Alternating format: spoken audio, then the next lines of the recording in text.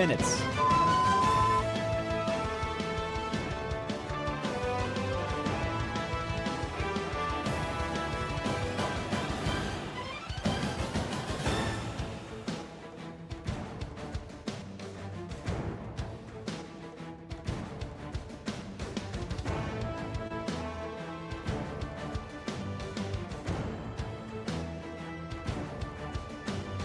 At the tone, the broadcast will begin in 2 minutes, 30 seconds.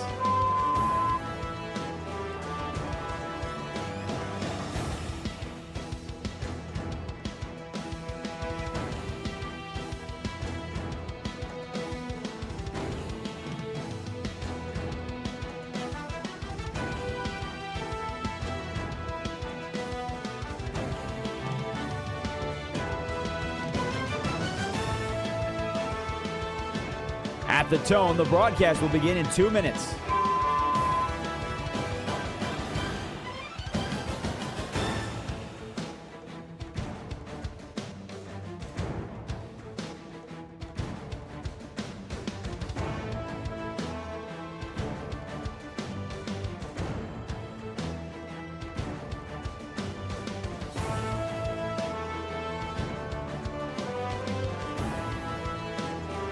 At the tone, the broadcast will begin in 1 minute, 30 seconds.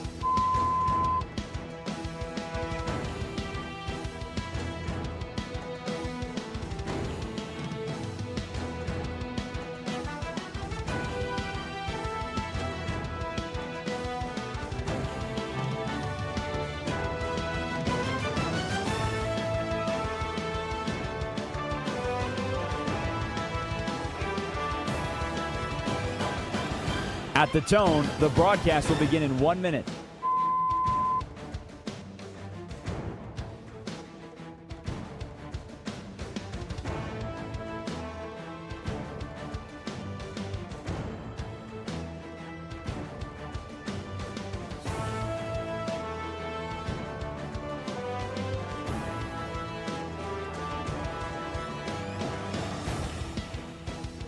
Stations, this is your final time check. At the tone, the broadcast will begin in 30 seconds.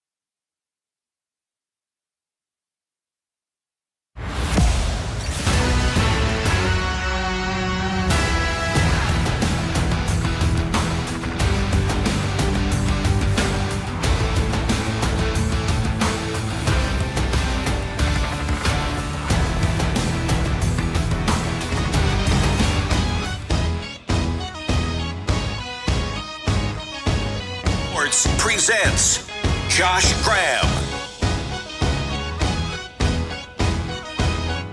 Westwood One Sports Night 118-91, your final count. Game number 6. The Spurs forcing a Game 7. That's where we're beginning things. 118-91, your final counts. Spurs Thunder going to a 7th game is the best case scenario for the NBA. This is the perfect medicine after the worst, most chaotic regular season perhaps in the history of the league. Think about how the season began. Chauncey Billups, Terry Rozier being arrested, feds looking into your league, not exactly what you want the first couple of weeks of the season. By the way, there is new news on that front. Terry Rozier reportedly receiving $100,000 in a betting plot. We just learned that this week. Then the season gets into the thrill of things, And what's the primary talking point? The season's too long. Look how teams are tanking given how good the college basketball draft class is. Let's stop talking about Chauncey Billups and Terry Rozier and arrests. Let's stop talking about tanking procedures and some of the changes to rules. By the way, it is funny that those measures were officially passed prior to this monster Game 6. The league never ceases to get in its own way in terms of the media cycle. Rather than talking about all of that muck, let's focus on the two best teams in the sport with the two best players in the world facing off in a do-or-die Game 7 that's going to be Saturday night. OKC, San Antonio. Shai Gilgeous-Alexander, Victor Wembanyama. Spurs, Thunder going 7 games. It's also the perfect setup for the NBA Finals itself. For one, the NBA won't need to have a 6-day layoff in between the conference finals ending and game 1 of the NBA Finals next Wednesday that's already set. Pat McAfee can't nearly do that many primetime specials to pass the time. Also, the NBA is obviously want a good finals. They want, with the Knicks involved, are you kidding? They want this series to go as long as it possibly can. And given the physical nature of this Spurs Thunder series, we talked about the injuries throughout the series with J-Dub, Jalen Williams re-aggravating the hamstring, and clearly it doesn't look like De'Aaron Fox and Dylan Harper are playing 100%. Given the physical nature of that series, these two going 7, while the Knicks are resting for more than a week, that could be a factor that positively helps the New York Knicks compete with either of these teams when the series starts on Wednesday. Even though you're talking about San Antonio being a clear underdog here, the Spurs remain our pick to win this series. We picked them at the start of the series. Full disclosure, we've been on, Linnell Willingham and we've been on the Spurs campaign since really the start of this show. Way back in January, placed a bet courtesy of our friends at DraftKings, 14-1 ticket for San Antonio to win the title. 14-1. So in a do-or-die game, we're rolling with the team that has the best player on the court. And that's Wemby, not SGA. Even though SGA is the MVP. We have eyeballs. We can see on the court with our two eyes who the most impactful player in this series is. And it's not number 2 for Oklahoma City. It's number 1, the big guy for the Spurs. But in a single do-or-die game, I think the Spurs win it. I think they win on the road, just like they did to start this series. And the reaction that comes from the Spurs winning Game 7 of the Western Conference Finals and getting past the champion Thunder, which finished with the best record in the Western Conference for a third straight year, is this is Wemby's league now. And everything he wants, Wemby should be able to obtain at the age of 22, which is crazy. Spurs, Thunder, it's been a tumultuous NBA regular season, but that is the best case scenario for the sport. For the sport that this series goes 7.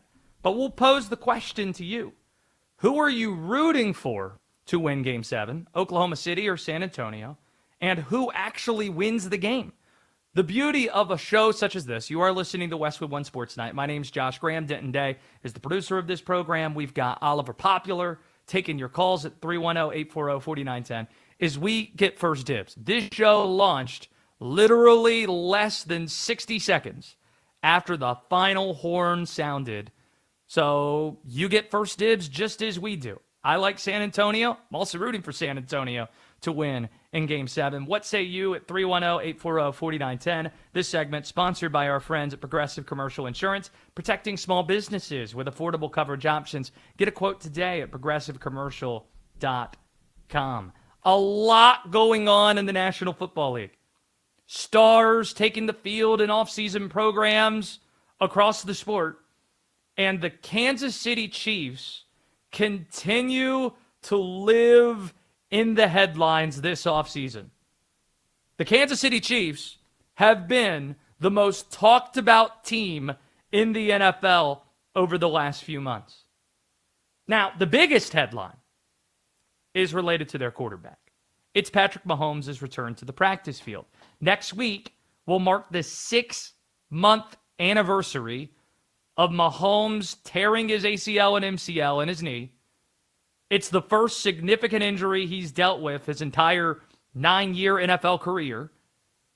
The most significant injury he had prior to this, a turf toe that he played through in the playoffs. Remember, he had that run in the first Philly Super Bowl, the one that they won, to set up a game-winning field goal. It was the James Bradbury pass interference, all that.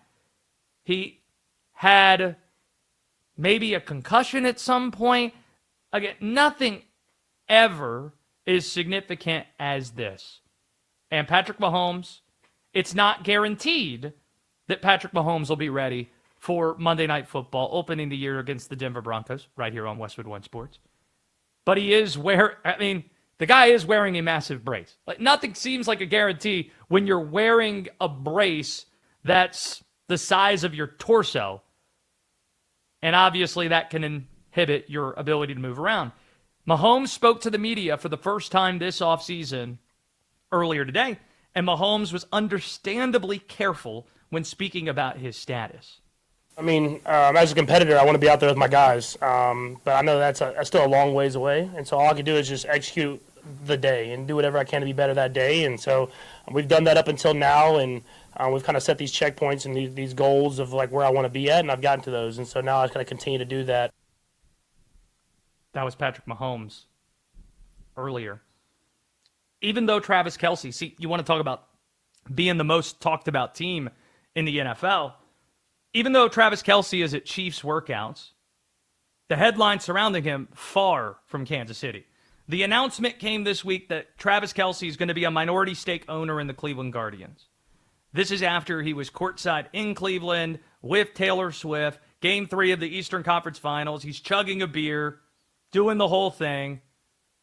Speaking of his fiance, is this going to be the final public appearance for Taylor and Travis before their big day? Don't forget, D-Day, we're a month away from the Taylor Swift-Travis Kelce wedding. It's July 3rd, a little over a month away.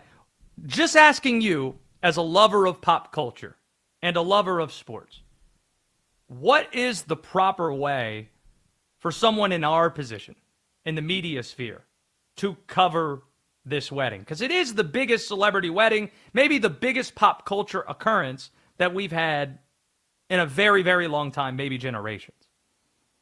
Is the wedding July 3rd or June 13th? I've heard two different dates. So I thought there was this big thing where it was like June 13th.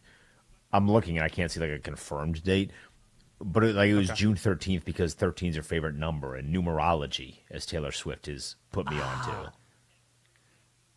Regardless of when the date is, what's the way that we need to cover it is the question. Like, are we going wall-to-wall, Panda Watch, Anchorman style, like every day? Like, we get imaging where we provide an update? I'd love that. Throughout the entire month of June, I'd love the idea for daily Taylor Swift, Travis Kelce nuggets to get ready for this big wedding, and the way that some of these TMZ type sites or these People Magazine or whatever cover, I'm so ancient, People Mag, what are we doing? The way that they cover like the royal wedding, that could be the way that we cover this wedding. This is like the sports version, the American pop culture version. It's Taylor Swift, who might be the last American monolith in terms of what everybody agrees oh, it's at least worth acknowledging when she puts out music. And then the guy who's a Hall of Fame player in the sports monolith that everyone can agree upon is king in American sports, the NFL. Like those two getting married together. Well, let's make one thing clear. I don't know if you're a Swiftie. I'm not like a massive Swiftie, but I still bow to Taylor Swift before I care anything about a royal wedding for some European country. I'm good on that. This is my royal wedding. There's questions that I have about the wedding. I like questions that I'm dying to know the answer to. First and foremost, what is Jason Kelsey wearing during the reception? Because it's not going to be normal clothes. So I think that's important. I'd be curious to know how deep into the Chiefs roster does the invite list go? Because I think that's interesting. Mahomes is invited. Mahomes is definitely invited. I think there's going to be a lot of people invited. I mean, she was dropping ball knowledge on Xavier Worthy. So I think he has to be invited. Is Noah Gray in the wedding? Tight end. Like all the tight ends are going to be there. Yeah, tight end room is a tight-knit group, but like, are all the DBs going to be there? Are all the linebackers going to be there? Probably not. It's a lot of people, and I bet he got other tight ends. Yeah, all the tight ends got to be there. Kittle. Oh, yeah, Kittle. I'm talking other teams. Yeah, Greg Olsen, Tight End University. If you are a prominent figure in Tight End University. The Lord, the sports gods, have blessed us. Usually June, D-Day, air quotes, slow sports month. We have the World Cup, and we got potentially, depending on what the actual date of this wedding is, the Taylor Swift-Travis Kelce wedding to help us get through from a content perspective. But getting back to the Chiefs, there's never been a dull moment during the Chiefs offseason. Trading corner, Trent McDuffie, then picking another corner, LSU's Mansour Delane with their first top 10 pick in nearly a decade since taking Mahomes in 2017. They signed Super Bowl MVP running back Kenneth Walker, who might be the best running back that Mahomes has ever played with. It hasn't been all good. Do we need to rehash the Rashee Rice situation? Andy Reid did say that he expected Rashee Rice in camp earlier today. It was, I don't know if it was great, made some people laugh that a news outlet said, Rashee Rice expected to be in camp. And you know how in parentheses it would say like what type of injury you're dealing with? Ankle. Expected to play. Doubtful to play. It was Rashee Rice, parentheses, jail. Expected in camp. But we're asking the question, who wins Game 7 of the Western Conference Finals? OKC San Antonio. We had our first crack at it. Let's see what Johnny in Atlanta thinks. Johnny, who wins Game 7? Who are you rooting for to win Game 7? I'm rooting for the Spurs. I think the Spurs are built to win right now. And I was calling in about the Spurs and Dylan Harper.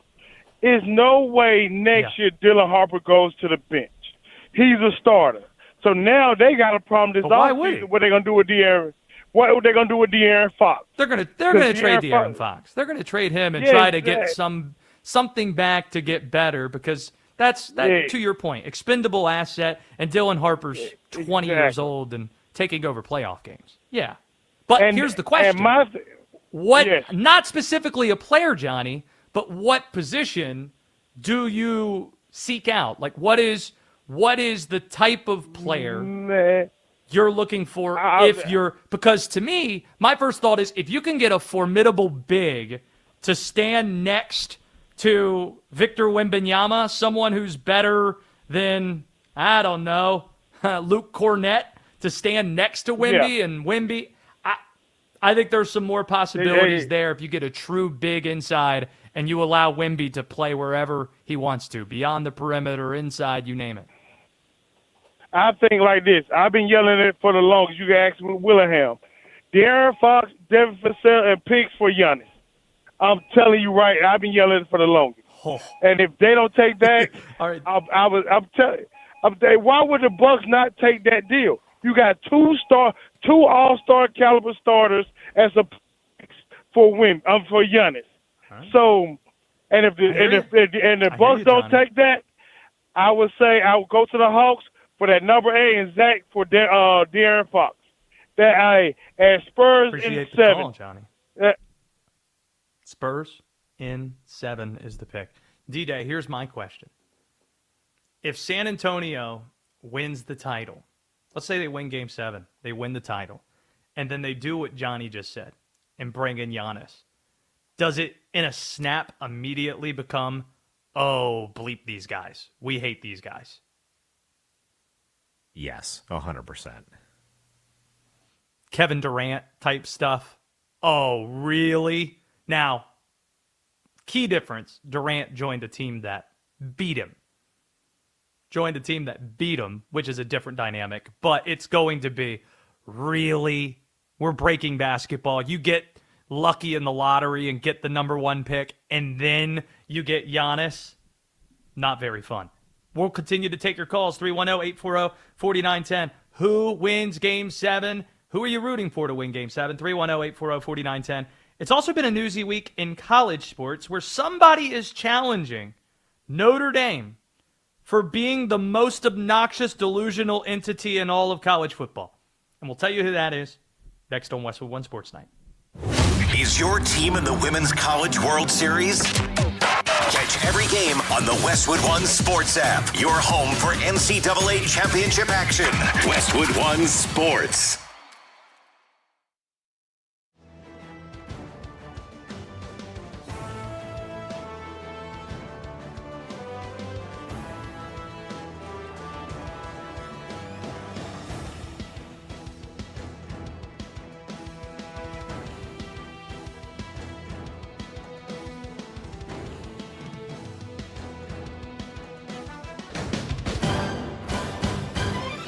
At the tone, the broadcast will begin in 4 minutes, 30 seconds.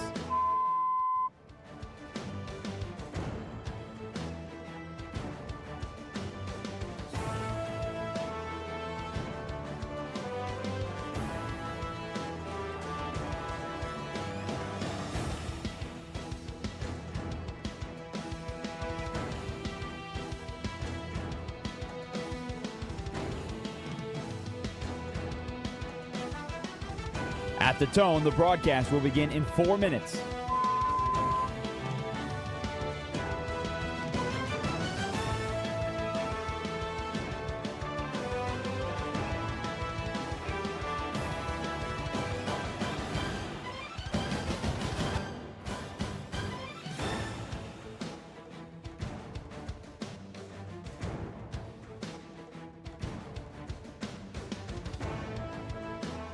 At the tone, the broadcast will begin in 3 minutes and 30 seconds.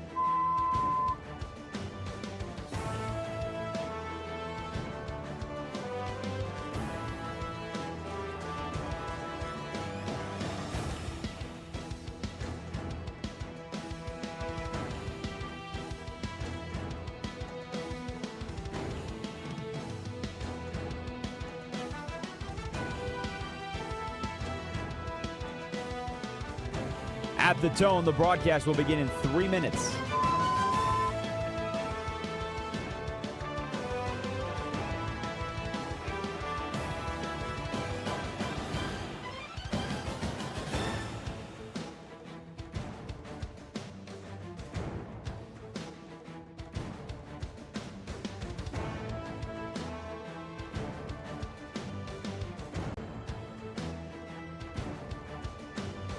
At the tone, the broadcast will begin in 2 minutes, 30 seconds.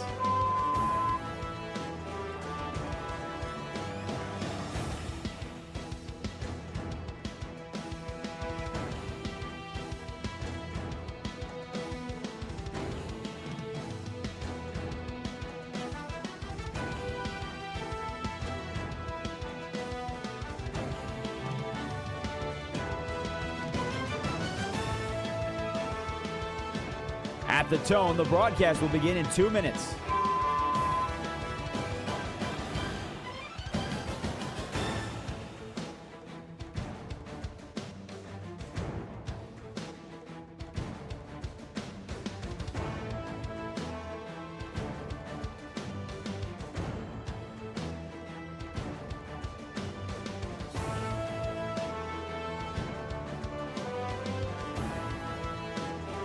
At the tone, the broadcast will begin in 1 minute, 30 seconds.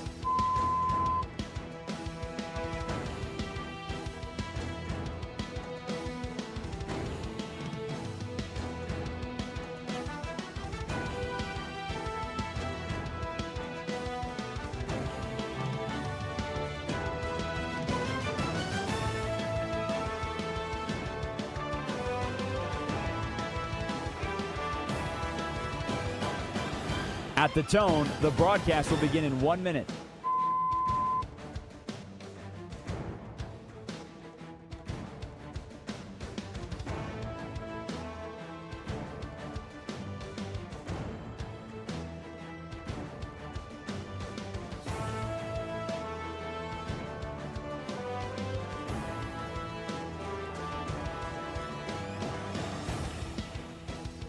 Stations, this is your final time check. At the tone, the broadcast will begin in 30 seconds.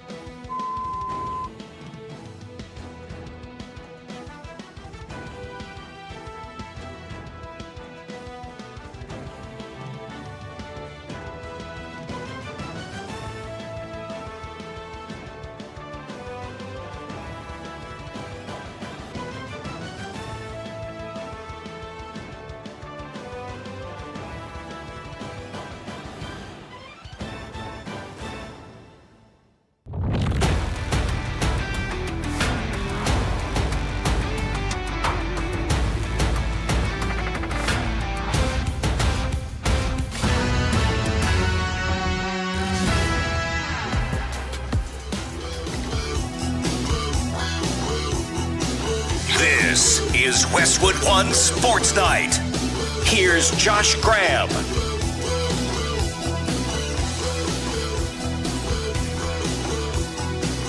310-840-4910 if you want in. Who wins Game 7? San Antonio, Oklahoma City. The prophecy has been written that these teams would face off in a 7-game series. That's exactly what we're getting. San Antonio 118, Oklahoma City 91. I like the Spurs.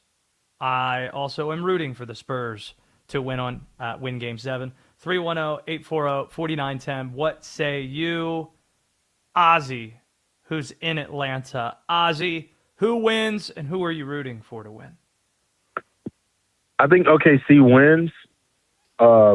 It's tough to beat those stripes, man. The guys in black and white with the whistle, they kind of control the league right now. I'm not gonna lie to you. I think SGA shoots more than 15 free throws, they win. I think that's a good line on it. I want the Spurs to win. A lot of free throws too. You're talking to the number one officiating defender in all of national sports media. The defender? I know a ton of refs. Oh man, you got. I'm telling you that the reason why this is going to be a crazy concept. The reason why a lot of fouls are called is because both these teams foul every single possession.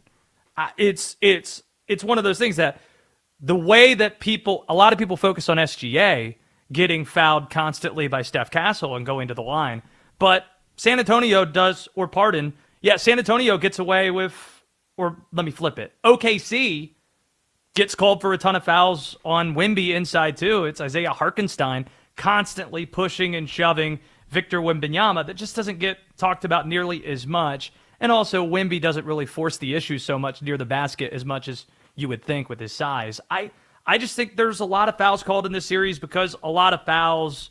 I mean, did you even know that San Antonio attempted twice as many free throws tonight as Oklahoma City? Does anybody care because it doesn't fit a narrative? No, it's not a narrative. I'll ask you this, and I'm pretty sure I know your answer. Do you believe in officiating the game differently when it is a playoff atmosphere amongst all sports? Yes. NFL, pass interference, NBA. Yes? Okay. I do. If that is the case, some of the calls that I'm seeing on Spawn Castle, just picking up the ball from 3/4 court, he can't even. Yeah, it gets tough. And I see Wemby getting fouled and it's not being called. But then again, like I said, that's playoff ball. Like, so it is tit for tat. It is tough. No, I hear what that's you're saying. My thing. They get paid too. I appreciate the call. We'll see what happens in Game 7. I understand the sentiment when it comes to officiating. I just don't agree with it. I don't buy it. I don't believe in larger conspiracies. If it's more than 3 people involved, this is why I push against the JFK conspiracies or a bunch of others. Like, hey, if more than 3 or 4 people have to be involved in this thing happening, odds are someone's going to talk or it gets out. It's why the Michael Jordan gambling, him secretly being banned stuff is ridiculous. It would never get out. It's like Bigfoot existing. Don't know how many more conspiracies we can rattle through.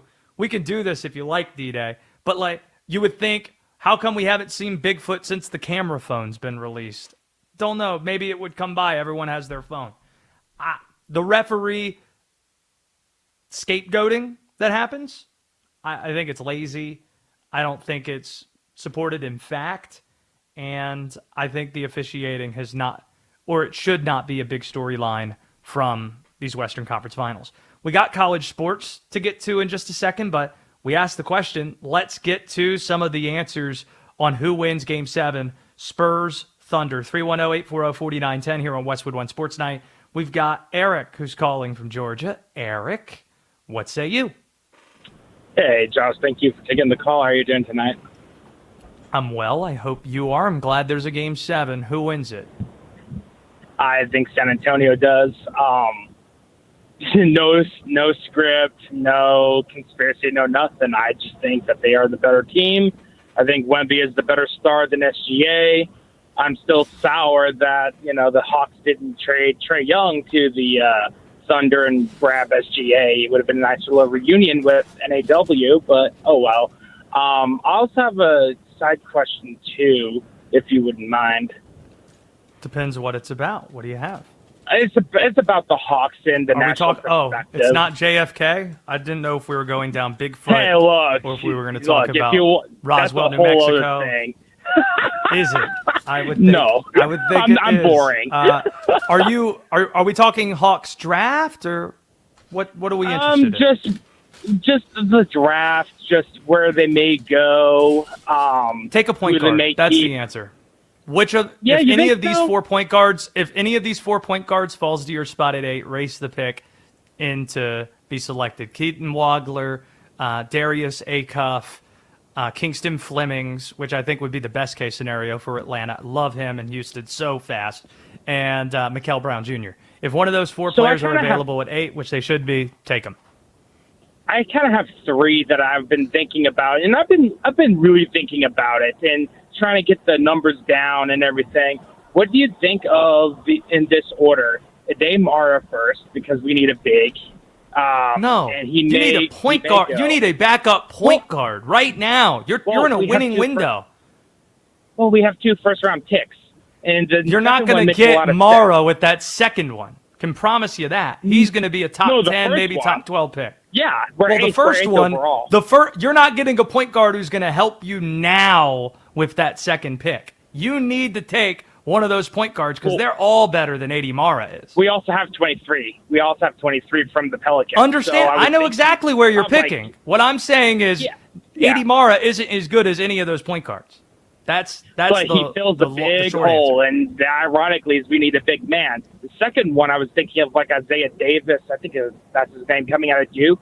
He's a point guard, and I've kind of Isaiah Evans. Isaiah Evans, who you're thinking of. Slim, great shooter. That's a player that might be there at 23. Like that's a path that you might want to keep an eye on him there. But go point guard. Don't think about fit when you're picking at 8th.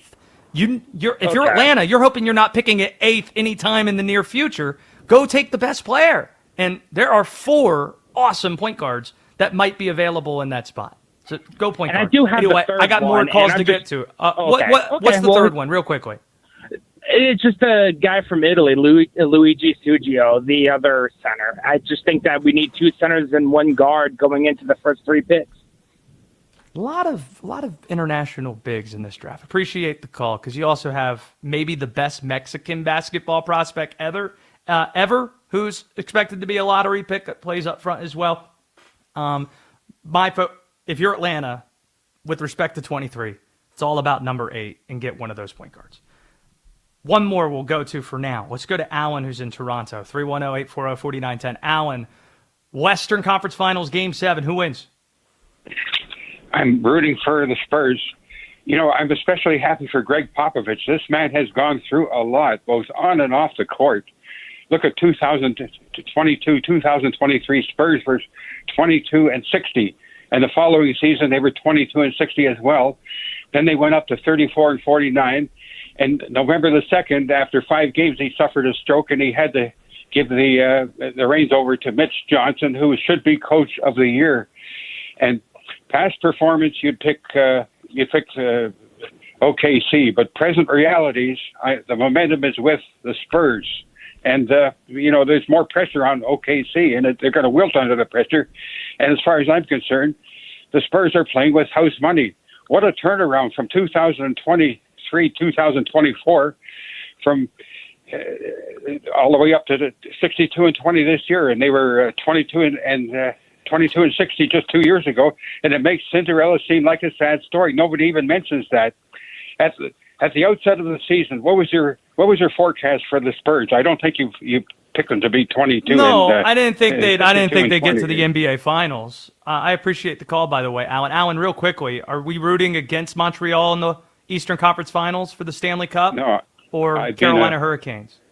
I've been a Montreal Canadiens fan for the last 60 years, so naturally I'm rooting for Montreal. I'm so sorry. I am a Carolina Hurricanes fan, diehard my entire life. So sorry we're at odds on that front. We'll see what happens tomorrow night. And Raleigh, appreciate the call from you. We have another call from Toronto, though. Let's real quickly hit that. John is in Toronto. He wants in on Game 7, Western Conference Finals. John, I hope I'm not talking to another Canadiens fan, or else there might be more awkwardness here. But what is your take on Western Conference Finals Game 7? Yeah, no chance. I'm a Canadiens fan. I'm even though I was born in New York, I'm a dual citizen. I'm a long-suffering Maple Leafs fan and Toronto sports fan. But, correct me if I'm wrong. Correct me if I'm wrong before you get to the Western Conference Finals. Sure. But is it true? Everybody just assumes in the States, Canada hasn't won since 1993. That just means everybody in Canada is rooting for Montreal to win. But every Maple Leaf fan I know says, hell no. Anybody but Montreal. Anybody. We don't want them. We don't care about the Canada streak if they're winning. I know a Winnipeg fan who said the same thing. If it's not the Jets, to hell with everybody in Canada. Go Canes. Yeah, I think there is maybe some dueling tendencies. There are some Canadian hockey fans who are like, yeah, I'd like a Canadian team to win. But, Leafs and Habs, if you're a real Leafs and Habs fan for a long time, you have a proper built-in hatred for that other team. Maybe if it was the Oilers or something like that, Connor McDavid, I could see cheering for them, but not the Habs for sure. All right, Western Conference Finals, who wins? Yeah, I think and I hope it could be the contrarian in me, but I think and I hope that OKC pulls it off. I really hate the narrative that has developed because it's not factual. You were talking about the fake ref narrative, in your opinion. I don't like this fake narrative that, among some, that SGA is kind of like a less deserving MVP. The season he had just now was one of the great guard seasons of all time. In terms of advanced stats, in terms of accounting stats, he's a great defender. Yeah, he gets calls, and yeah, he works it a little bit, but he's a phenomenal player. And I love, I kind of like the underdog story of a guy who was not the most highly touted pick. Never was even an all-star until 4 years ago, traded from the Clippers, etc. And he's turned himself legitimately, properly, deservedly into the NBA's back-to-back MVP. In addition to winning MVP this year, he was also the clutch player of the year for whatever that's worth. But he's a very, very clutch fourth quarter player. I think he was embarrassed today. I think he doesn't like the narrative of this, big giant phenom that's that everyone thinks is better than him. And I think they're going to pull it off on home court in Game 7 and then defeat the Knicks in the final. Can't wait to watch it on Saturday night. Thank you so much for the call from our friends in the Great White North. A reminder that there is no hockey tonight. That was a quick series in the Western Conference Finals with Vegas shockingly sweeping Colorado. Tomorrow is going to be an absolute party on this show. Canes, Habs, a chance to clinch the Stanley Cup final appearance for my Hurricanes. If that happens, by the way, the NHL announced Game 1 of the Cup final will start either Tuesday or Thursday. If the Canes win tomorrow night, it's Tuesday. If it's Game 6 or Game 7, then it will start on Thursday. So that's tomorrow night. Hopefully it's a party if the Canes win. College baseball regionals, that'll be held all day Friday. Love that. It's the one sport my alma mater, East Carolina University, and mid-majors across the country can compete and be nationally relevant for a potential college football. We'll get to college football in a second. A college sports national championship in D1. Plus, we have Free for All Friday. Make sure you're subscribed to the podcast. Search Westwood One Sports Night, Apple Podcasts, and Spotify on YouTube. We see all of you chiming in already. You can chime in. You can watch the show in addition to listening to it by going to Westwood One Sports Night on YouTube. However, and wherever you're listening or watching, greatly appreciate that. Who's more obnoxious right now? And we'll get to more of your calls, 310-840-4910. Who's more obnoxious right now? The SEC or Notre Dame football? That's next. The Thunder beat the Spurs and lead the series 3-2. SGA and crew are a win away from punching their ticket to their second consecutive finals. Will they get it done? Tonight in San Antonio. Westwood One Sports.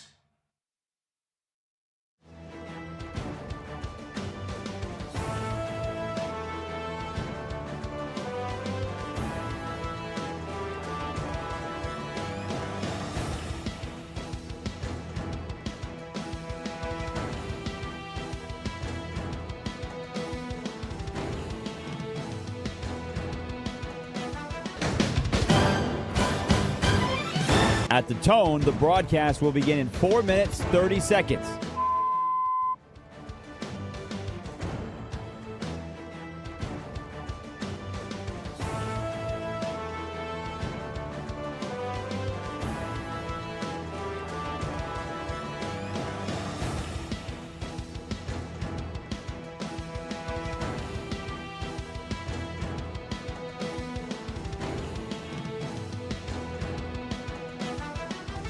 At the tone, the broadcast will begin in 4 minutes.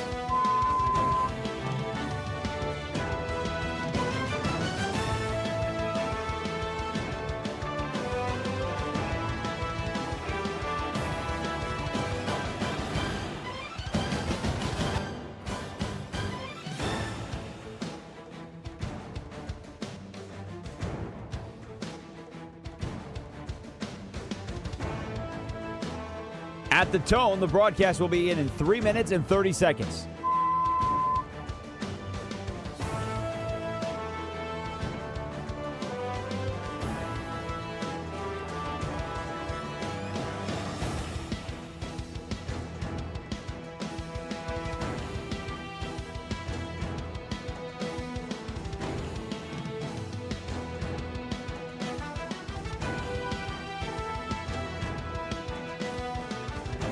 At the tone, the broadcast will begin in 3 minutes.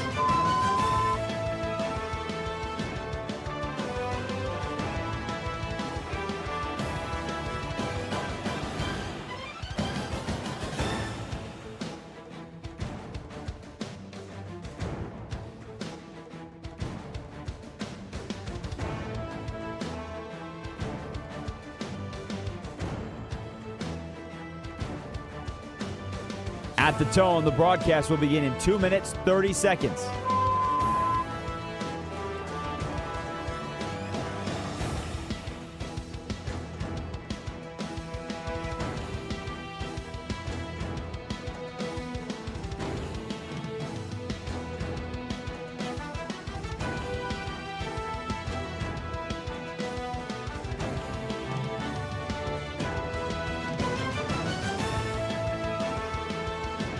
At the tone, the broadcast will begin in 2 minutes.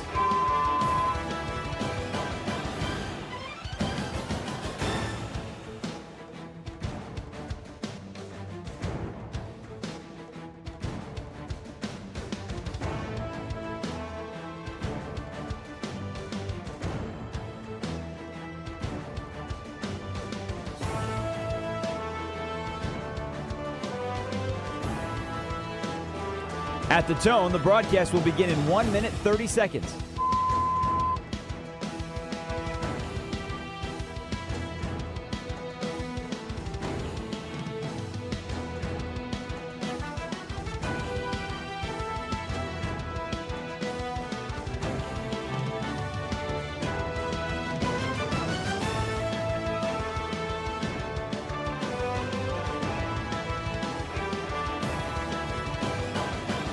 At the tone, the broadcast will begin in 1 minute.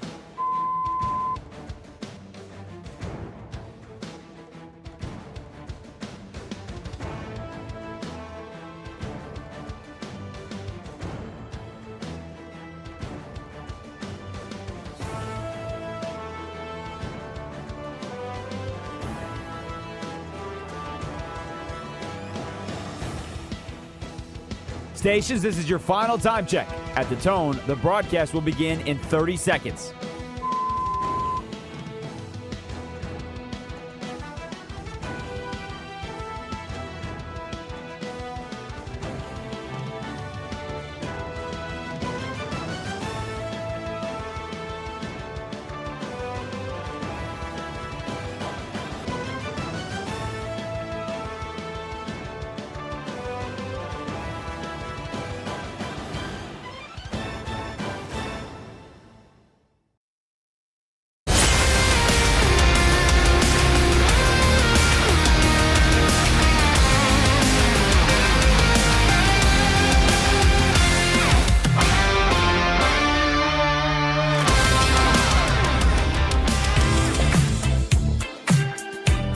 This is Westwood One Sports Night. Here's Josh Graham. We're asking the important questions on Westwood One Sports Night. For example, following San Antonio's 118-91 demolition of Oklahoma City tonight, who wins Game 7? Who are you rooting for to win Game 7? 310-840-4910. And also, the Travis Kelce Taylor Swift wedding is a few weeks away. What's the right way in the sports media space for us to be talking about this royal wedding of sorts for American culture? The merging of our biggest pop star in holy matrimony with a Hall of Fame NFL player, the most popular sport in this country. Butch in Brooklyn wants in on that. Brooklyn! We go hard. Butch, what do you have on the Taylor Swift Travis Kelce nuptials? Thanks for taking my call, and I want you to please take what I say in a very positive way and not a negative way, because you seem like a good guy, but you're way too young to remember certain things. You sound like a youngster. I'm 69 years old. I had a political talk radio. Okay, I had a political talk radio show for many, many years. I know how the business works, and I'm saying this because I've been all my life huge fan of Westwood One. I mean, the way you broadcast the game, and I know that the talk radio thing is a new thing that you guys are going to. So I'm saying this to you and to the management. Okay, taking notes. Okay, thank you. And again, I'm saying this in a very constructive way. If you continue talking about Taylor Swift, I don't know if you remember the last Super Bowl when she was there, the whole fans all booed her. Yeah. If you were to listen to every single call of every talk radio show, or just the ones that you've heard, and since the Taylor Swift thing broke, and how many sports fans actually called to talk about Taylor Swift? The answer is zero. You not you personally, but I don't know if the station's telling you. What about Travis Kelce though? You're forgetting about Travis Kelce as the other side of this too. No, but she's the. Let me finish, and then okay. He's a pawn in this thing. It's her. She has a PR machine second only to Princess Di and to Marilyn Monroe. You're too young to remember them. But let me just say, I'm saying this in a helpful way. Thank you. If I didn't love your station, Westwood One, I would have just turned it off the minute you brought it up. It's killing Why? you. You have to Why? Why is it killing me? You just sat. Can I be constructive at the same time, Butch?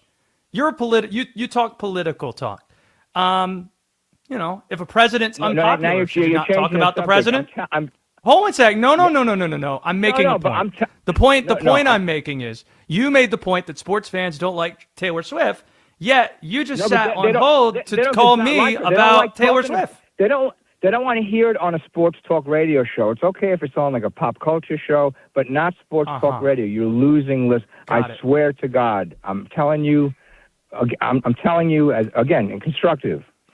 You're losing I guarantee you've lost a lot. Even just bringing it up the way you did. How much should we talk about it? The answer is zero. And I'm telling you the God's honest truth. I will take your call well. Thank you, Brooke. Thank you for the call. I hear you. I disagree with it. I appreciate the call. I do. That's why I brought it up. Because again, and by the way, there are just some that don't believe in the idea of mixing the pop culture world with the sports world. I am of the belief that the more lines you cross, the more interesting you become. Muhammad Ali, when he crossed racial grounds and political grounds, became a more significant, interesting figure and a more significant, interesting story. I remember 15 years ago, right when I was breaking into the industry, when Michael Sam and Jason Collins, God rest his soul, we learned about, announced that they were gay, that they crossed lines that led to really interesting conversation, interesting dialogue. So the fact that Taylor Swift is marrying one of the greatest players to ever play tight end in the NFL is an interesting story. And if you think there are more interesting stories in sports than that, in June, perhaps you need to look inward and recognize that maybe it might be a you problem, not a Taylor problem, perhaps. Just a thought. And I mean that constructively. I hope you take it well. Let's get to college football real quickly, where the SEC, right now, the SEC is contending with Notre Dame for being the most delusional, obnoxious entity in all of college sports.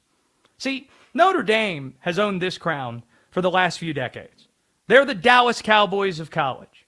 Haven't won a title in more than 30 years, yet conflates their television ratings with meaning that they're one of the top football programs there is. They aren't. They lost the only two difficult games on their schedule that they had, yet cried foul and took their ball home with them when they missed the college football playoff. We're not playing in another bowl game. And now they position themselves to automatically make the CFP if they're ranked in the top 12 of the playoff, regardless of automatic qualifiers, maybe shifting things around. The SEC is contending for being more obnoxious than that because they are not handling the fact that the Big Ten is the best conference in college football now pretty well. They're not handling it well. Kirby Smart's crashing out about it. Lane Kiffin's talking about it on podcasts. This week's SEC meetings. And you got Greg Sankey just flat out denying reality. Here he was on the topic of the best college football conference earlier today. If you look at the entirety of our league, we are by far the most competitive, the strongest football league, by far. But you're going to lose games when it's close and competitive like that. So why have they surpassed us? It's an oddball that's bounced a couple times the wrong way. Indiana was pretty dominant in the Rose Bowl last year.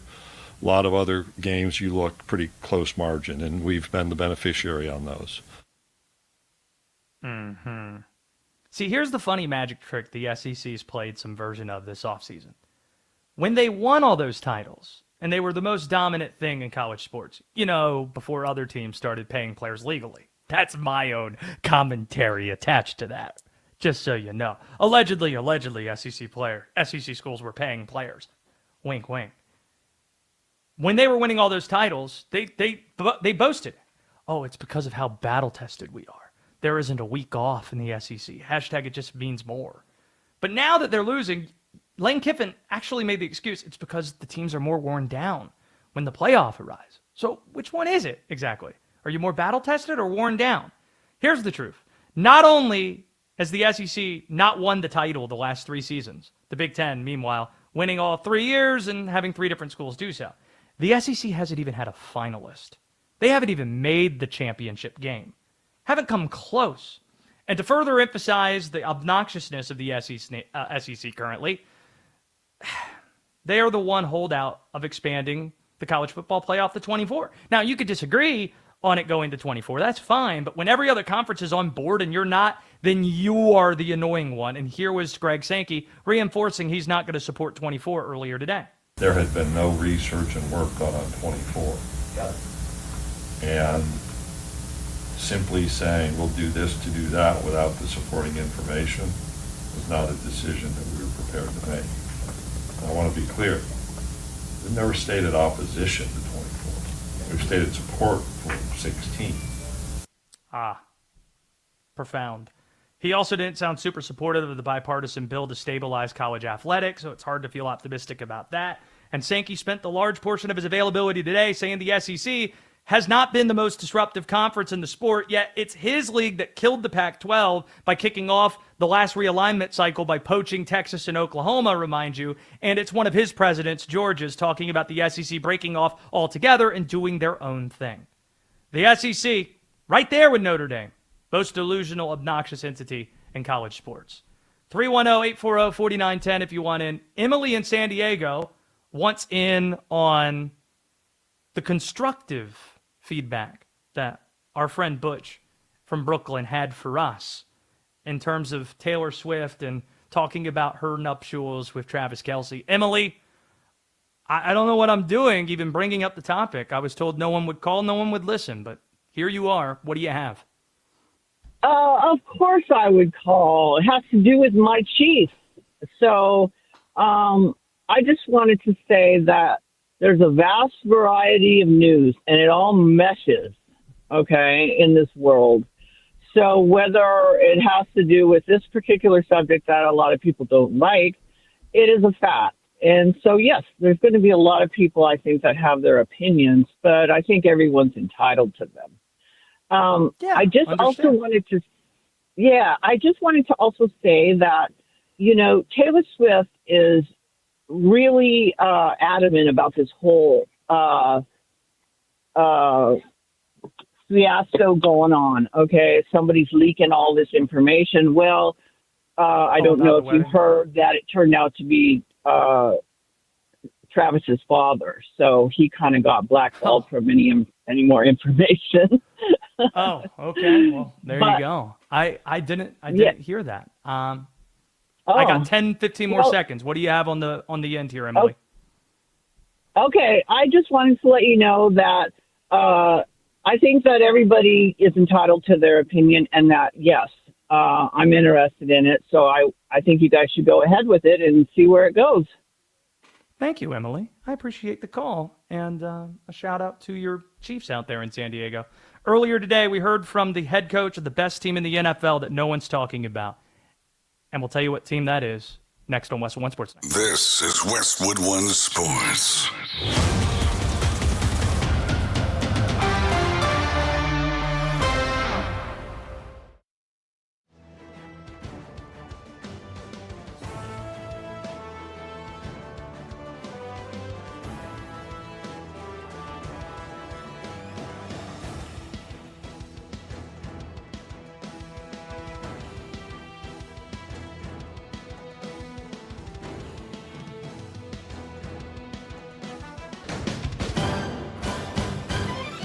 At the tone, the broadcast will begin in 4 minutes, 30 seconds.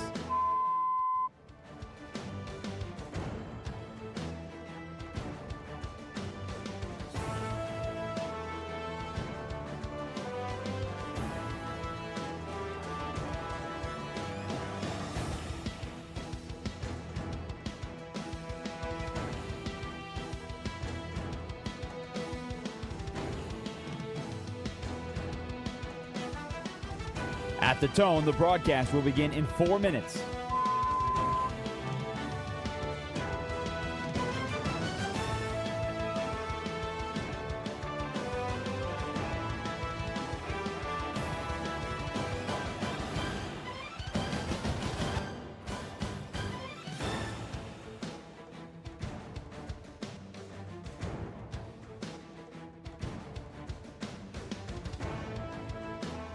At the tone, the broadcast will be in 3 minutes and 30 seconds.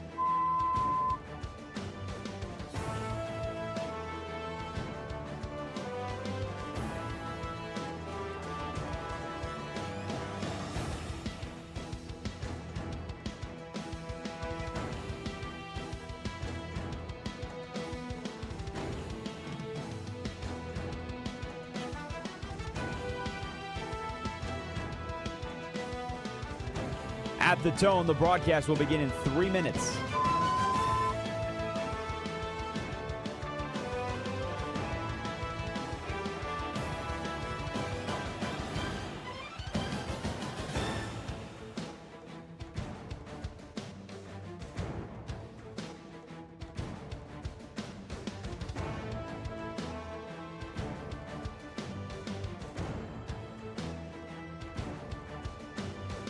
At the tone, the broadcast will begin in 2 minutes, 30 seconds.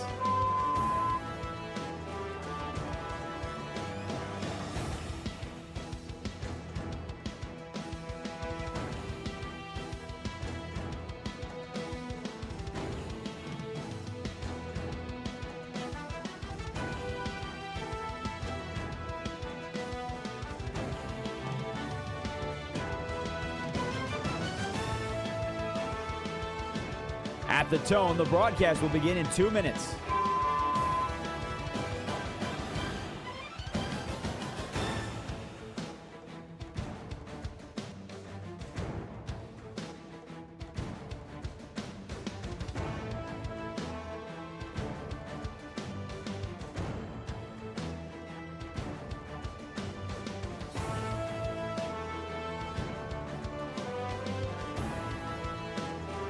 At the tone, the broadcast will begin in 1 minute, 30 seconds.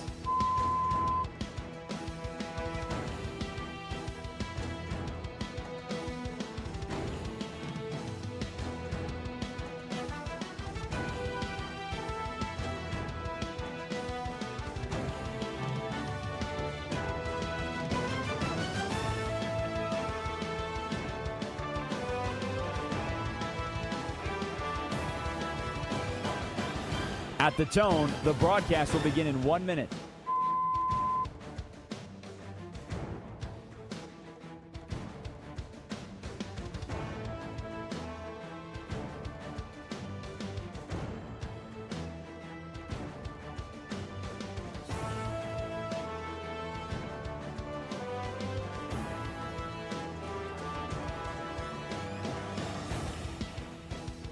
Stations, this is your final time check. At the tone, the broadcast will begin in 30 seconds.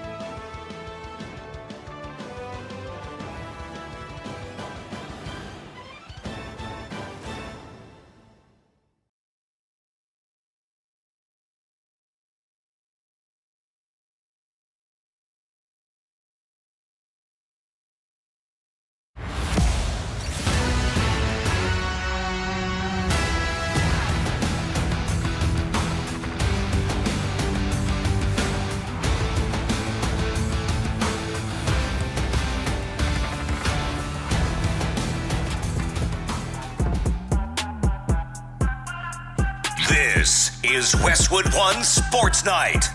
Here's Josh Graham. Spurs 118, Oklahoma City 91. We have a Game 7 on our hands between these two heavyweights. Who are you rooting for to win? Who's gonna win Game 7? The beauty of a show such as this one is we get a chance to react to that in real time. 310-840-4910. But there's another question we're asking as well, and this might be one you have to think about for a second. Which NFL contender do you think is getting the least amount of attention or praise? Or in other words, who is a contender that you believe is not being talked about as one? 310-840-4910.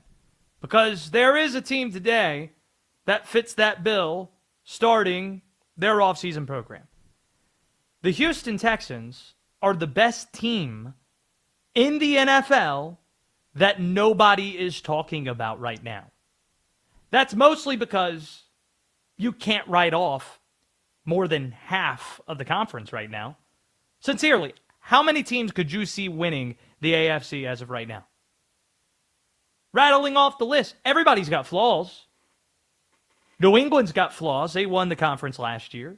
Buffalo and Baltimore, they're your favorites. They got first-year head coaches, and they haven't been to the Super Bowl with those quarterbacks yet. The Chiefs, Patrick Mahomes coming off an injury and a not-so-good year last year. The Denver Broncos, you can certainly poke your holes through their case. The LA Chargers might be a good answer to this question. Maybe it's the Pittsburgh Steelers if their defense up to snuff and Aaron Rodgers continues to elevate his game. But how many teams can you write off? There are more teams that can win the AFC than you can write off right now. And that's good for the conference. That's good for the NFL in terms of an interest perspective. The Houston Texans are the best team in the NFL that nobody's talking about. The reason that Houston could make a run, it's because of their all-time defense. They were the number one overall defense in the NFL last year. Not Seattle, not New England, not Seattle, and not the, who are we forgetting about? The New England Patriots. It was the Houston Texans. And they have this incredible pass rush. It's seemingly only getting better, this defense. They might have the best player pound for pound of the entire league in Will Anderson. Listen to what D'Amico Ryans said about Will Anderson earlier today.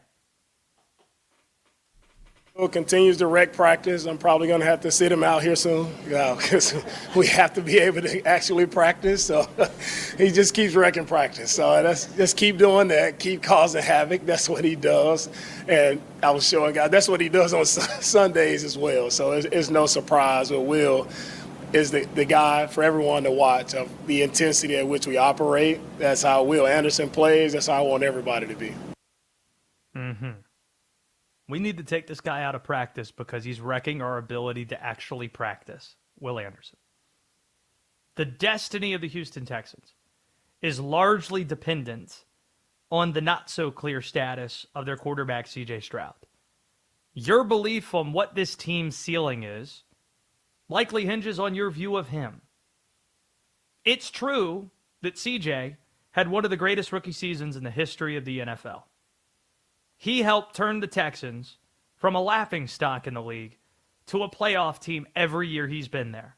But ever since that rookie season, his numbers have gotten progressively worse, and that seems to correspond with having lesser resources, which is only going to get smaller once he hypothetically gets paid.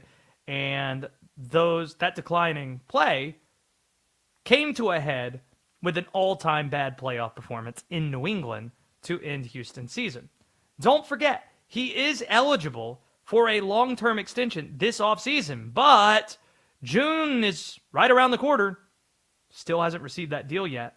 And here was Stroud making it known today how he feels on that subject. Let my agent handle it, and, if it's time to do it, then it is. If it's not, my job is football, so that's what I focus on, is just getting better. And I think I've held my bargain up on that edge. So, I'm, whatever happens. I'm excited to be a Texan this year and, go from there. I've held up my end of the bargain. If C.J. Stroud looks like the guy we saw 2 seasons ago, and Houston's defense was what it was even last year, they can win the AFC. Now, Stroud isn't the only top quarterback from his draft class to not receive an extension this offseason. Though we're not going to make any Anthony Richardson jokes here. His hometown friend, his classmate, Bryce Young, taken number 1 in the draft that year. C.J. Stroud, number 2. He hasn't been extended either. But the Panthers, they have less reason to extend C.J. Stroud, or less reason to extend Bryce than Houston does C.J. See, Bryce's sample of having quality production, shall we say, it's almost as small as he is. He clearly has taken strides since his disastrous rookie season and then being benched early in year 2, but an 8-9 division title, it doesn't erase those realities yet. So for Carolina, they're actually in a good spot. Hey, give the guy the 5th-year option. There's not a lot of pressure from Bryce's camp to get a long-term deal done right now because everybody kind of understands they need to see more from Bryce. Hey, can you finish with a winning record before we give you substantial money and a long-term deal? His play this year is going to instruct the future of Bryce Young in Charlotte. Albert Breer, like this comparison, Albert Breer compared Bryce's situation to Baker Mayfield's at the end in Cleveland. roughly 5 years ago. Baker won Cleveland's first playoff game in forever, but they let it go into his fourth season, and then Bake got banged up, and the Browns went, of course, after Deshaun Watson.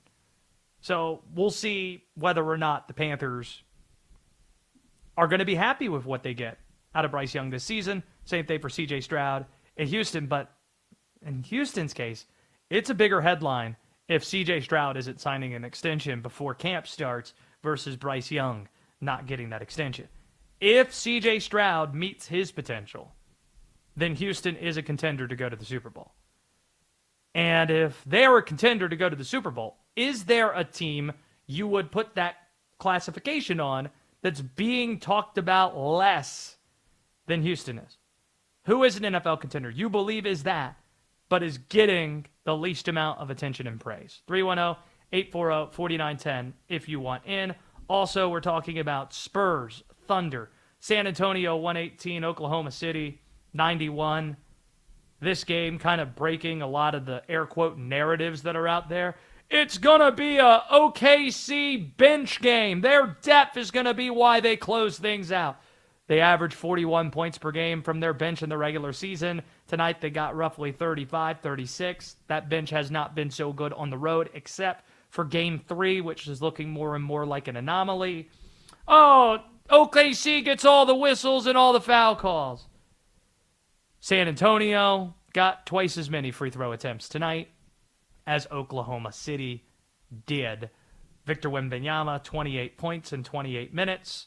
Ho-hum, 10 rebounds, doing everything possible to extend this series. Shai Gilgeous-Alexander struggling again, second time in 3 games that he struggled. 6 of 18 from the field, only 15 points for SGA. He didn't hit a 3 tonight. 310-840-4910 if you want in. Let's go to Mr. Positive, who wants in on the Western Conference Finals. Who are you rooting for in Game 7? Who wins Game 7? I like San Antonio, by the way, to win on Saturday night. What say you, Mr. Positive? Josh, my man, boom shakalaka. Yes, I want San Antonio. I think the 2 MVPs, if you will, are going to go head-to-head, and it's going to be Ollie Frazier. Game 7, it's going to be fantastic. And I got to tell you, I mean, that Wemby is something special. He's going to change the game like Wilt Chamberlain. And real quick, rest in peace, Claude Lemieux. I mean, what a history with him against the Detroit Red Wings and my buddy Darren McCarty. Oh, my God, the fights and everything, and they became friends. What a great loss, and I mean, very, very sad. And then as to how he passed. The game of the football team, you know how I've been really down on the Detroit Lions? We've got a weak schedule, Josh, and I just feel that we might have a chip on our shoulders, and I think we just might be able to come through. We might get a little bit lucky here and there, and we might go far. I know it's a little bit wild for Mr. Positive to be really behind the Detroit Lions because you know how I love my Buffalo Bills. Or just be positive lately, Mr. Right, Positive. I'm trying to be positive. I appreciate it. Say. Okay, I appreciate your positivity, and I'll add this. Yeah, everybody go for their dreams. Sorry about that. Mr. Positive, the Claude Lemieux front, it's also really shocking that he passed away. He was the torchbearer for Game 3 of the Eastern Conference Finals for the Montreal Canadiens. So you're referencing his Avs tenure and the 0-1 Cup team going up against Detroit, 4-time Cup winner. But let's not forget about his time in Montreal, where he was a legend there too, 93 championship team, and just making a public appearance a few days ago, which makes it all the more sadder, all the more surprising. 310-840-4910. Let's go to John, who's in San Diego. John, what do you think? Who do you think faces the Knicks in the NBA Finals next week? Is it San Antonio or is it Oklahoma City? Josh, first of all, thank you for the call, man. I listen to you every morning when I drive to work, but I think San Antonio closes this out. The way Wemby's playing right now kind of feels like they're a little bit of an underdog, and I think they take on my Knicks. And I just wanted to say that there's kind of three reasons why I think the Knicks beat either OKC or the Spurs, who I think. 27-year drought. I think there's magic in the air for New York. And then also a cool thing that I actually found out last week, that Jalen Brunson's dad, Rick, he was a guard on that run that they made in '99, and now it's Jalen's turn to kind of make up for his dad there. And then just kind of like the short win streak they've had is 11 straight playoff wins. Like, just the Knicks run, man. I think just they're a winning machine right now, and I think whoever they play is going to be beat up, and I think the Knicks are well rested and are ready to take on the world, man. Go New York, go New York, go. Appreciate the call from you, John. And just looking up the last time the Knicks lost a basketball game, do you want to take a guess the date, D-Day? The last time the Knicks lost a basketball game altogether. It's got to be sometime in the month of April. The answer is April 23rd. Let me look up something that happened in baseball in April. This is crazy. Oliver, you ready for the craziest stat that you're going to hear all day? As a lover of baseball, you're going to appreciate this. Let me hear it. The last time the New York Knicks lost a basketball game, Alex Cora was still the manager of the Boston Red Sox. Oh man. That's a tough Cora look. was fired on April 25th. The Knicks last lost a game April 23rd. Wow. That's crazy. There you go. There's your crazy stat of the day. We don't need any music to back that up. But we are asking the question on the NFL front. We have, by the way, post-game sound. Hearing from Steph Castle, hearing from SGA. You'll hear that. We'll react to it in just a minute. But the NFL question we're asking, best team in the NFL that no one's talking about. 310-840-4910. We get to those calls. We get to the post-game sound from Spurs Thunder. All of that next on Westwood One Sports 9. Less than 6 months after knee surgery, Patrick Mahomes is already back throwing at OTAs. But will the three-time Super Bowl MVP be fully ready for the Chiefs opener against Denver? Westwood One Sports.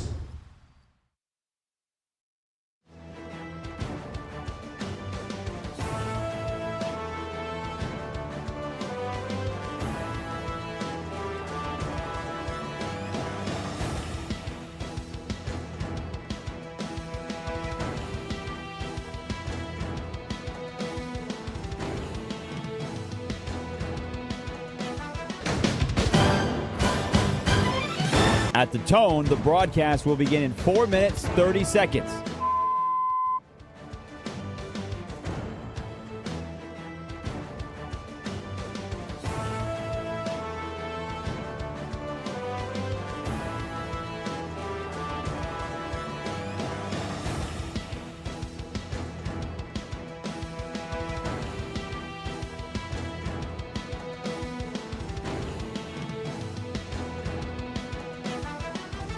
At the tone, the broadcast will begin in 4 minutes.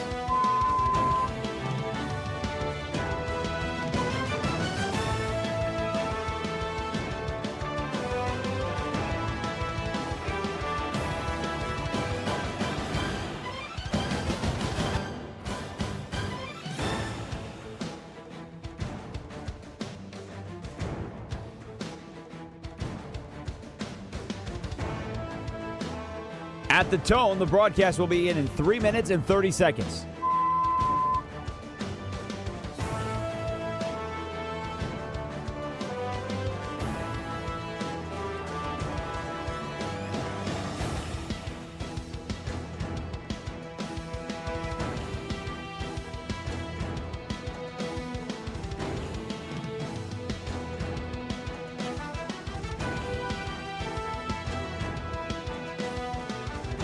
At the tone, the broadcast will begin in 3 minutes.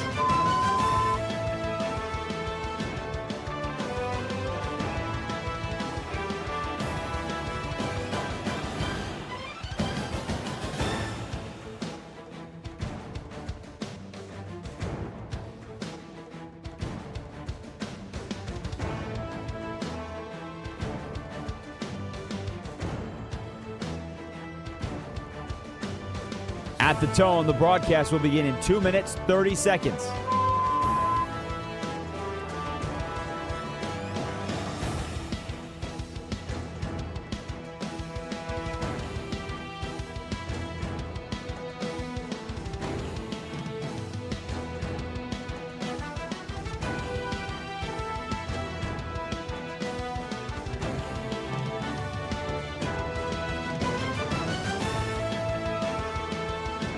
At the tone, the broadcast will begin in 2 minutes.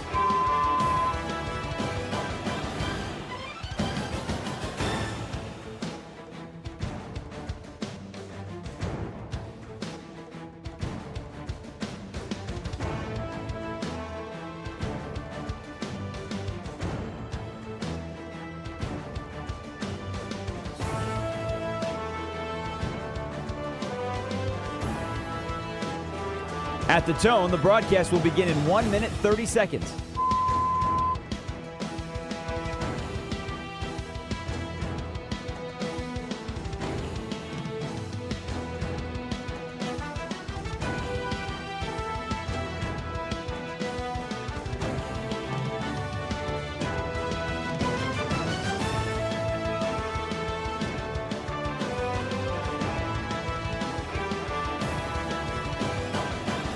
At the tone, the broadcast will begin in 1 minute.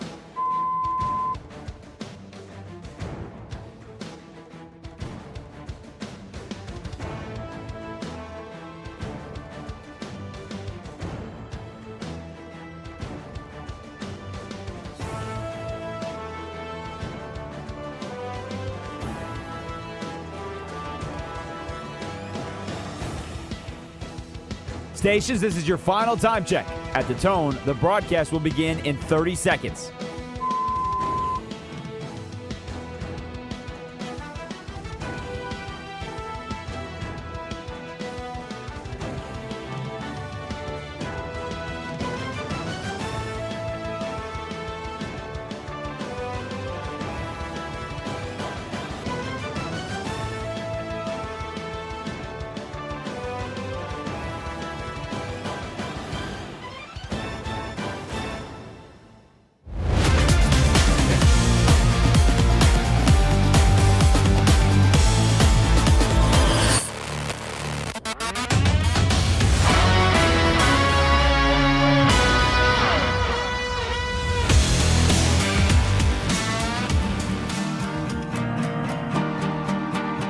This is Westwood One Sports Night.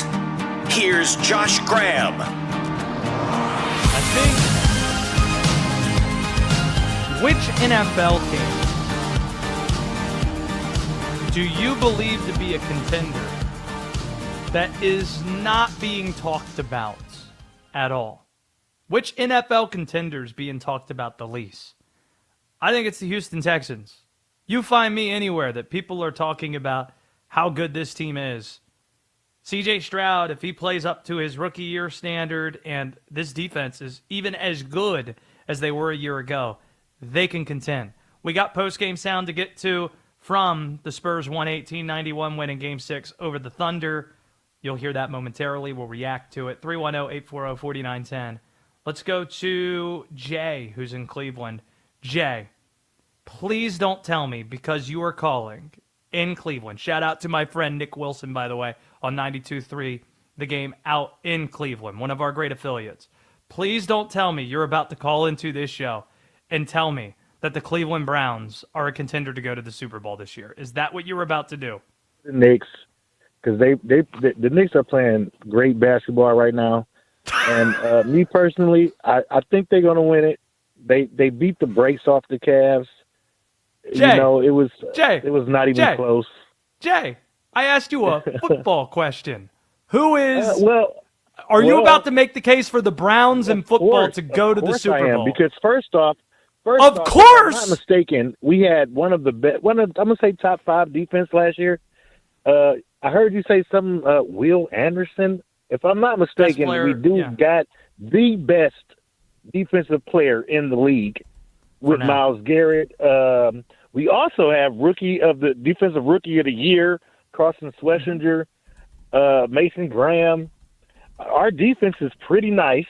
Okay. Our offense is not looking too bad. We went out there, got 2 rookie receivers. We still got the guy that got the dropsies. Who knows what he gonna do? Jay. But also hold 1 second, Deshaun Hold 1 Watson. second. Hold 1 second, I Jay. hate to have to be the one to say it. Hold 1 second.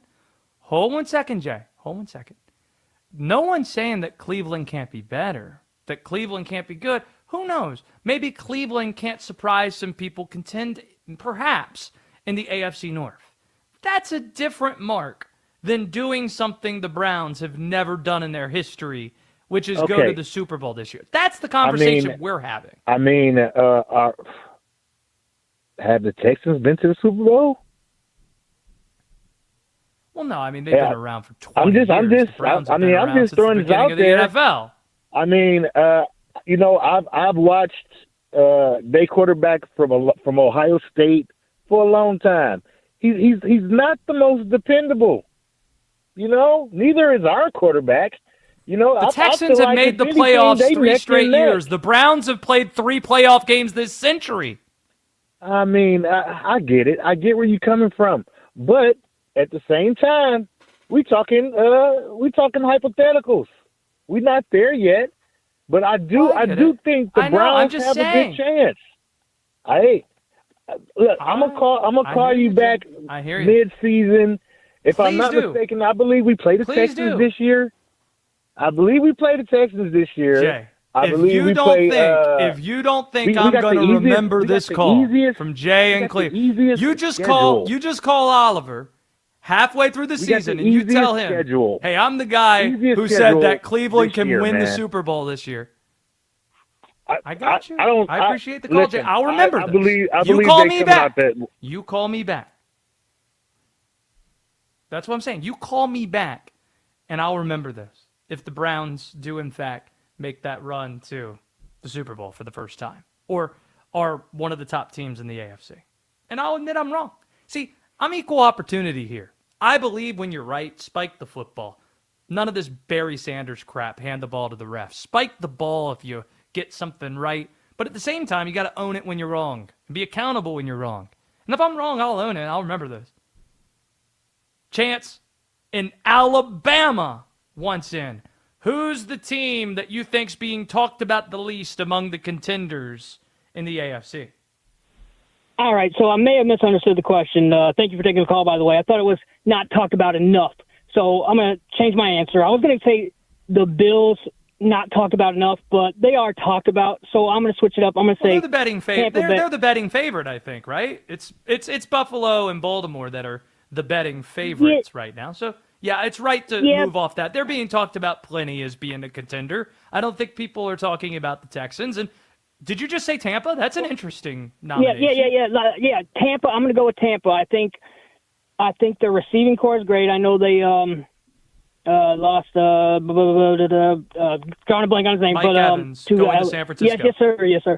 But Mike man, Evans, I love the receiving. Yeah, I love their receiving core. They got a good offensive line. I like Baker, man. I can't believe Cleveland let him go. It's insane to me. But I'm gonna go with Tampa, and I think they have a real shot if they can get past LA. Win their division. Get some home games. I think they're looking pretty good, man. And I think they got a legitimate shot. And as far as C.J. Stroud goes, crying, he's not really crying, but saying he's held up his own. Yeah, you did your rookie year, but so what have you done for me lately? And that defense has carried that team, man. 3 straight playoff appearances for Houston. I mean, come on. Yeah, because the defense has got him. I wish I would have looked up the stats. I wonder what his ranking is, Pro Football Focus, all that. He's not been great, man, other than his rookie year. He's just been average at best. He doesn't look like the same guy. I don't know what happened to him. It's like the guy. It's like coaches figured out what to do with him. You know what I'm saying? Would you take him over Bryce Young? Yeah, I would take him over Bryce Young. And the only reason why is because of Bryce Young's size. All right. Chance, appreciate I like the call. Bryce Young. I'm an Alabama fan, but, he's just so small, man. He's just so damn small. It's hard to succeed in the NFL when you're that darn small. Yeah, we'll Roll see. Tide. That's going to get answered as well. CJ Stroud versus Bride. Roll Tide. There he goes. Getting to the OKC San Antonio sound. Let's hear from the winning side first. Stephon Castle. This is a pretty bold statement. Going into Game 7, speaking pretty confidently. This is courtesy of the NBC telecast. As a group, we all want this. It's right there in front of us. And, we feel like collectively that we're better than this team. And, we didn't want to let our fans down on our home court either. So coming out here with a chance to go back in OKC and play a Game 7, I feel like that's all the motivation you need. Do you buy, D-Day, that San Antonio is the better team here? Well, they sure looked a lot better tonight. I think they have the better player. I still think OKC is the better collective team. But they're deeper.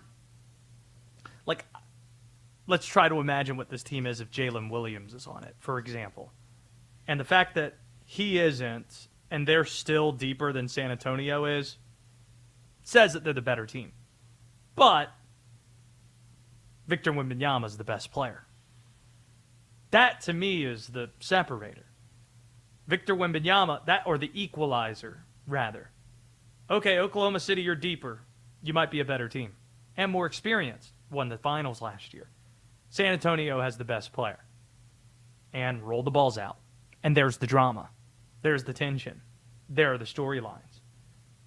SGA was talking about the quality of playoff opponents he's run into.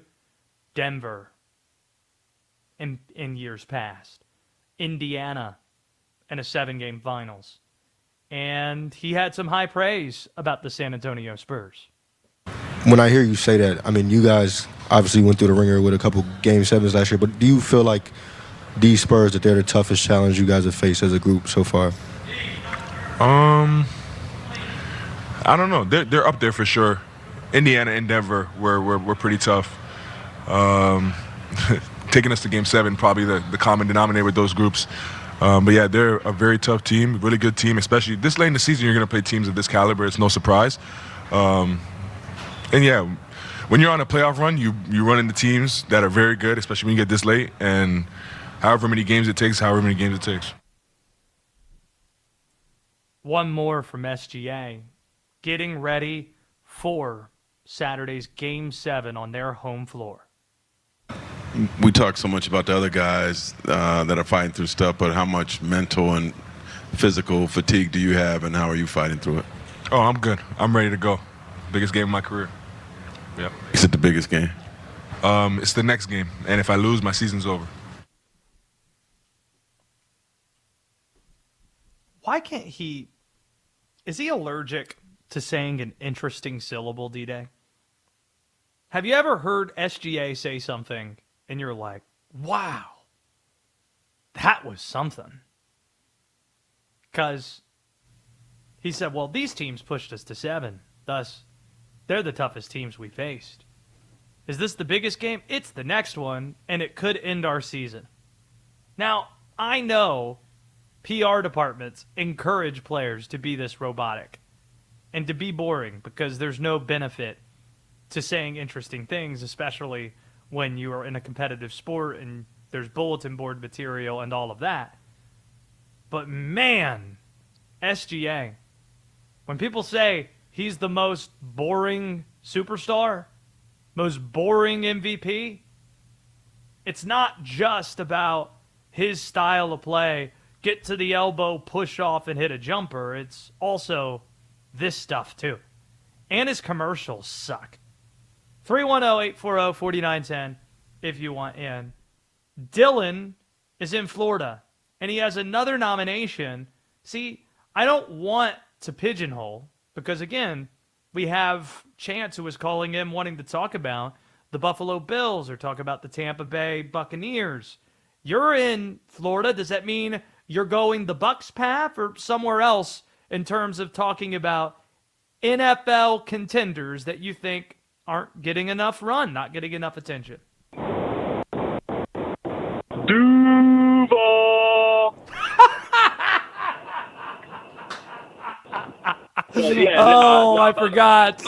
I forgot about the Jags, and I forgot about the Dolphins in that state. Now, my man. So, we did really good last year. Obviously, we can continue to build on it. So, but that is the goal. That's the plan. I'm a little worried about the running back situation. So, but hopefully Gladstone can work out a trade to get a little bit more power there. How do you feel about Trevor's haircut? So, it's fake, so it's all right. But whether he is does that right? it or not, So it's fate. It's fate. I thought you said it was fake. I'm like, whoa! I thought it was the schedule reveal, and he cut it off. Fake. Hey, long hair, it short was hair, fake. Hair. So yeah, it was a fake video. He put a wig on. Whoa! Wow! This is breaking news to me. I got fooled by the internet? Damn! I guess. Damn. So, Dylan, thanks so much. Thanks for clearing that up. If we don't win the Super Bowl, he's got to cut it off. All right. I agree. You probably should. D-Day. Whoa! How did we learn it was fake? Is it because after the fact he said psych? No, they posted a full video about it. About him putting on the cap and doing the thing. I got fooled by it too. I did a sportsman about him cutting his hair. And then, 8 hours later, they're like, here's this video of him clearly not cutting his hair. What do you think? We were going to make Trevor Lawrence cut his famous hair? And I was like, all right. Jacksonville 1, Denton 0. And now apparently Jacksonville 2, Denton and Josh 0.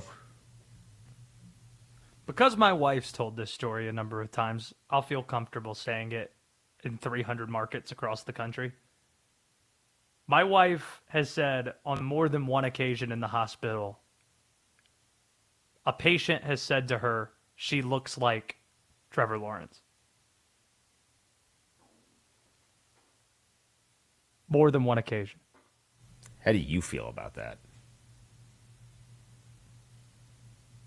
Do we need to revisit talking about male physique and talking about features?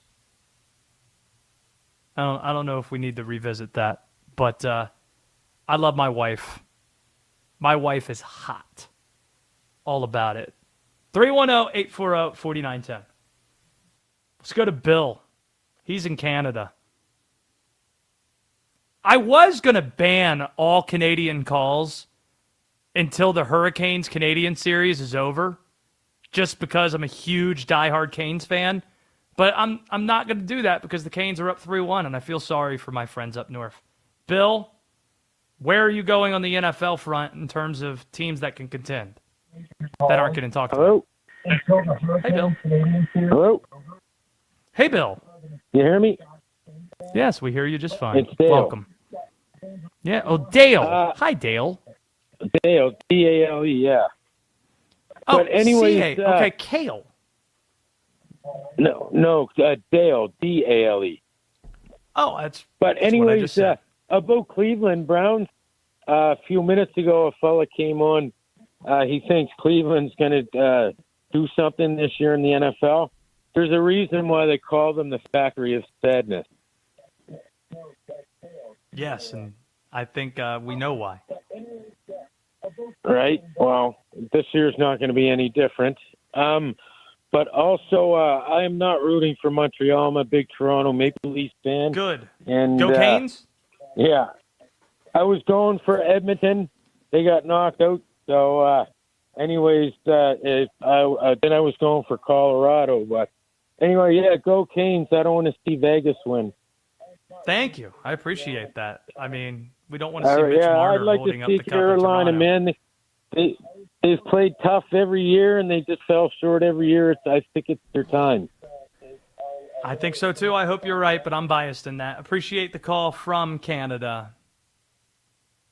Whether it's Dale or Bill or Kale, I feel like this is Step Brothers, and we're in tuxedos, me and Oliver. I think we can figure out the whole pan situation here. 310-840-4910. Which NFL contender do you believe is getting the least amount of attention or praise? 310-840-4910. We'll get to those calls. Also, we'll go from the least talked NFL contender, the least talked about NFL contender, to perhaps the most discussed. Next on Westwood One Sports Night. The Vegas Golden Knights are in the Stanley Cup Final for the third time in their 9-year history. Will it be Carolina or Montreal that stands between a return to Sin City for Lord Stanley's Cup? Westwood One Sports.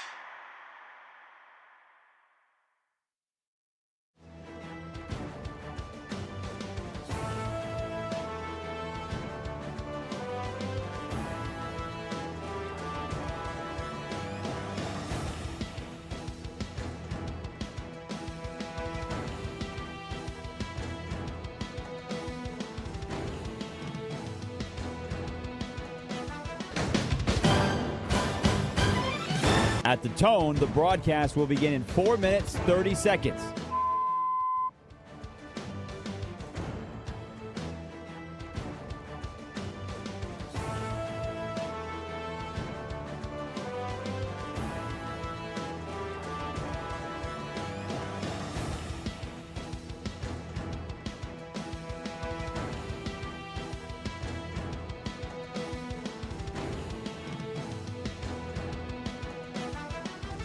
At the tone, the broadcast will begin in 4 minutes.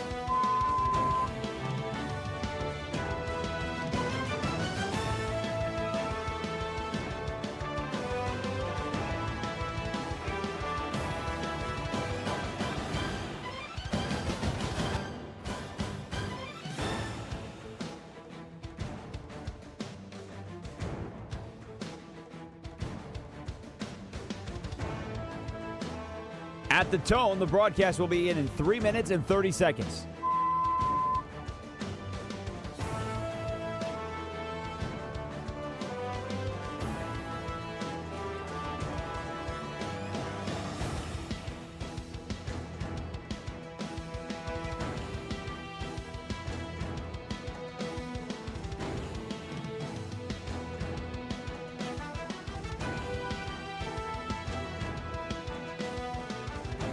At the tone, the broadcast will begin in 3 minutes.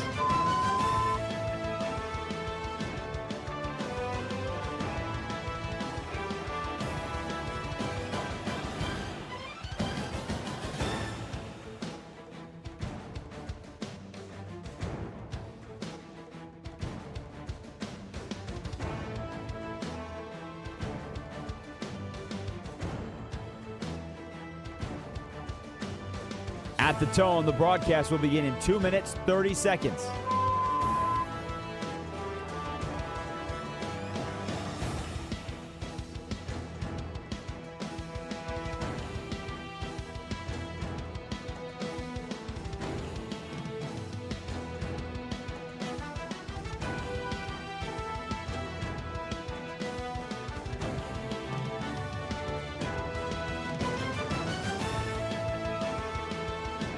At the tone, the broadcast will begin in 2 minutes.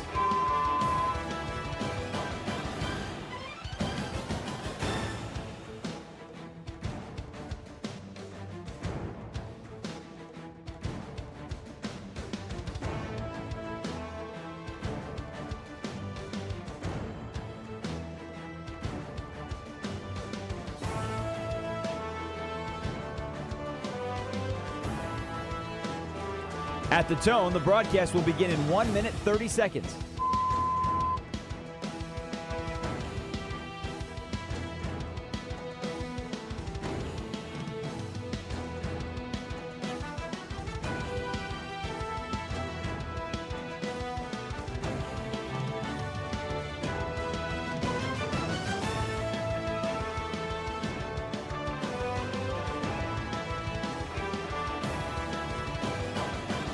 At the tone, the broadcast will begin in 1 minute.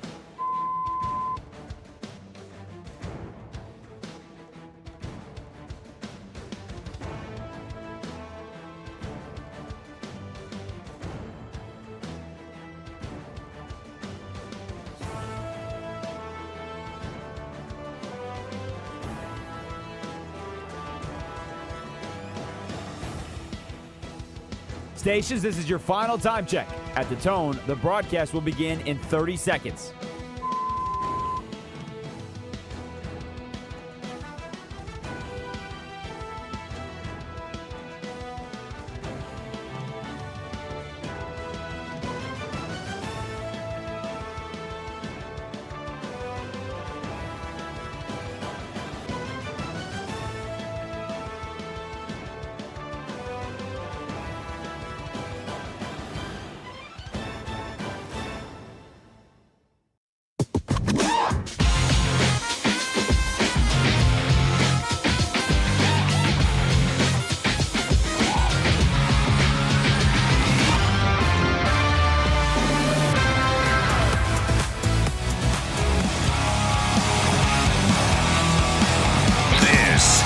Westwood One Sports Night. Here's Josh Graham. Got a lot of callers that won in, but only one caller claims he can address every topic we've done so far on the show in 30 seconds. That is John, who's listening way out in San Francisco. John, am I mischaracterizing you at all? Is it 30 seconds all you need? The clock doesn't start now. Is it 30 seconds, or do you need more time than that? No, your screener said he's going to time me. So here we go. 30 seconds. Oh, I have the stopwatch in front of me. Hold one sec. I'll let you know when your time starts. John in San Francisco is going to give me his take on every topic we've discussed on the show so far in 30 seconds, and your time begins in 3, 2, 1. All right, here we go. As much as I don't care about Travis Kelce or Taylor Swift, have at it, man. I think if that's what you want to talk about, you should talk about it. I don't have a dog in the race, but I do think that they're not talked about, but I would not bet against Patrick Mahomes and Andy Reid. I still think they're the best quarterback coach tandem in the NFL. And time. That's not 30 seconds. No way. You've fallen. Come on. You said 30 seconds. You said 30 seconds. Let me finish. I promise I'll be less. How many more topics are you going to talk about? Let me finish. As I know you're a Knicks fan, and no disrespect to you, but I think I am not a Knicks fan. I do not care about any NBA team. Not a Knicks fan. Okay, I think the winner of the West comes out and wins the NBA championship. And as much as I despise the SEC, I'm a longtime USC Trojan fan, and the Irish can just pack it up and go home. They are the most annoying team. Thank you. Appreciate your time. You're welcome. Work on your timing better next time. If you tell Oliver 30 seconds, it's got to be 30 seconds. It's generally how these things work in a bit. You started his time, and he didn't even speak until 4 seconds. I timed it, you timed it, Oliver timed, like all three of us hand timed it, and he didn't even speak until like 4 seconds into the 30 seconds. It's like the combine. Are you saying I was being unfair because you shouldn't time it until the anthem actually begins? Like until you hear the performer say, "Oh, say," like. No, I feel like if wait you till come the first in word comes out. Talking about, I can do this all in 30 seconds, you should be ready, willing, and able to, when the timer says go, that you are then going. Yeah. 30 seconds is plenty of time. It's twice as much as Rick Pitino needs. If you know, you know. 310-840-4910 if you want in. Question of the hour. Which NFL contender do you believe is getting the least amount of attention? So it's a team you believe, A, is an NFL contender, and B, isn't being talked about enough as such. Let's go to Eric, who's in Corpus Christi, Texas. Eric, please don't tell me you're about to say the Dallas Cowboys. No, I'm going to tell you about the Cleveland Browns. I really do take Oh, my God. Settle down. I really do take issue with the way you've been talking about the Browns. They've got the new head coach.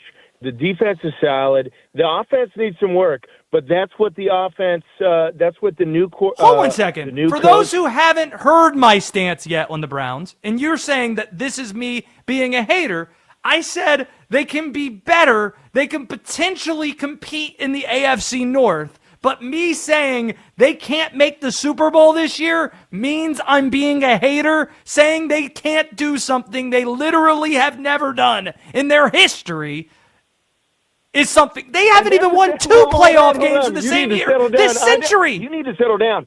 I didn't say you were being a hater. I said I was taking issue with you. And I'm taking another issue real quickly. I'm taking a real quick issue with you because you say, oh, the Browns have never been to a Super Bowl in their entire life. Well, they have been to an NFL championship before, and what if we renamed the Super Bowl the Pencil Bowl? Well, then the Patriots they've never been to the Pencil Bowl, so I guess they suck because they never went. Okay, so if I said, does it sound better to you if I said they haven't won a championship in 70 years? Does that sound better to you? Well, I'm telling you that the way you present it is such a way that I take issue with it. Yeah, I'm being more generous by saying you haven't won a Super Bowl because that's at least 60 years. You go back 70 to the last time the Browns won a championship. I was being nice. The Browns have won an NFL championship. If we renamed it the Corpus Christi Bowl, no one's ever won that before. It's an incredible thing. Thank you for the call. It's good to hear from you. Like, we just turned D-Day.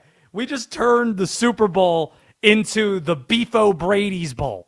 That's what we did here. If we just renamed this game, the Super Bowl. You just got it right, though. That's actually a hilarious point. I wouldn't call it the Pencil Bowl, but that is a hilarious point. And by the way, having not won a championship in 70 years is better than having not won one. Like, I don't know why he stuttered at that. You presented 2 options, and the not winning in 70 years is far better. Because at least you won. Are you saying, so your contention, D-Day, is that I'm being unfair to the Cleveland Browns? I don't care about the Cleveland Browns. But I'm saying for this specific, would you have rather never won the championship, or you haven't won in 70 years? Yeah, I just haven't won in 70 years, because at least I won. At least I had a glory day, Another question we're asking. Game 7, Spurs, Thunder. Who wins? Full stop. Who wins the game? Who do you want to win as well? Are those answers the same? Brandon in Chicago, 310-840-4910. Brandon, what do you think? Hey, what's good, Josh? Thanks for taking my call, man. You're welcome. Real quick, I just wanted to say I'm going to be going to the Outlaw Tour this summer, man, in August. See that Willie Nelson, Avery Brothers. I have been to the Outlaw Tour before. It is amazing. The Avett Brothers are my favorite band. Have you ever seen the Avett Brothers before? No, actually, I haven't. Well, feel free to give us a shout back, especially it would be a great fit on Free For All Friday, and tell us how the Avett Brothers are. Willie Nelson, it's an amazing thing to see, especially considering he's past 90 years old. So what do you got on the Western Conference Finals while we got you? Be sure to give us a shout back and let us know what you thought of the Avets. For sure. Man, I think the Spurs coach made some good adjustments, man. He let Wemby actually put the ball on the floor.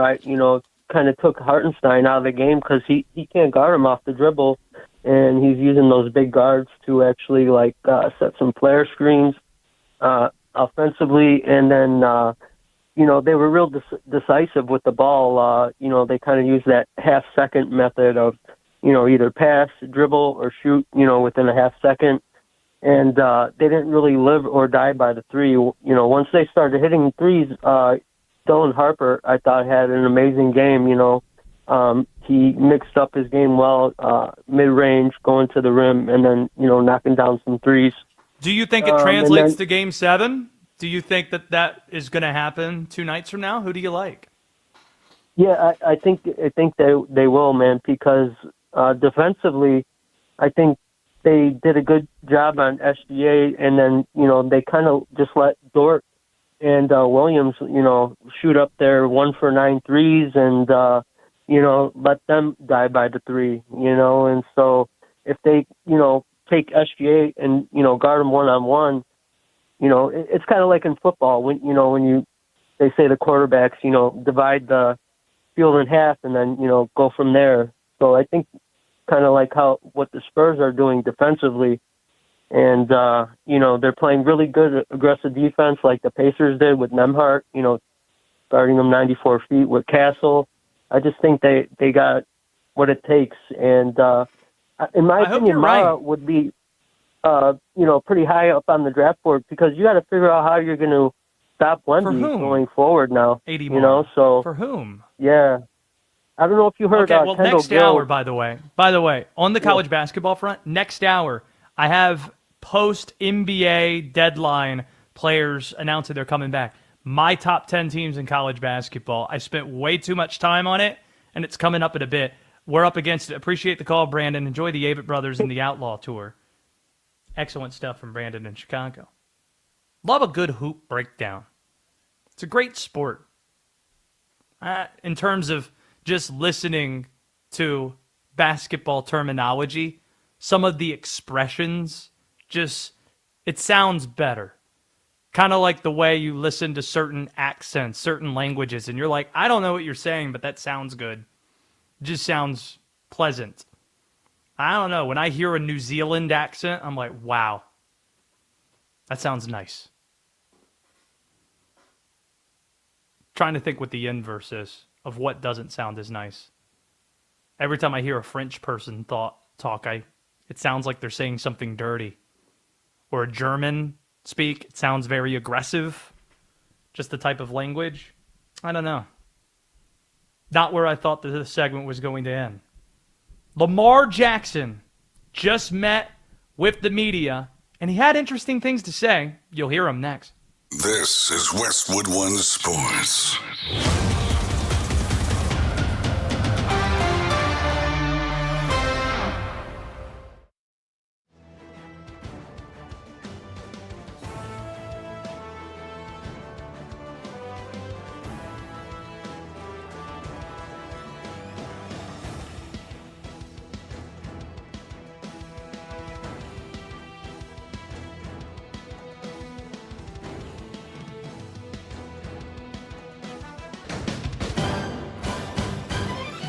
At the tone, the broadcast will begin in 4 minutes, 30 seconds.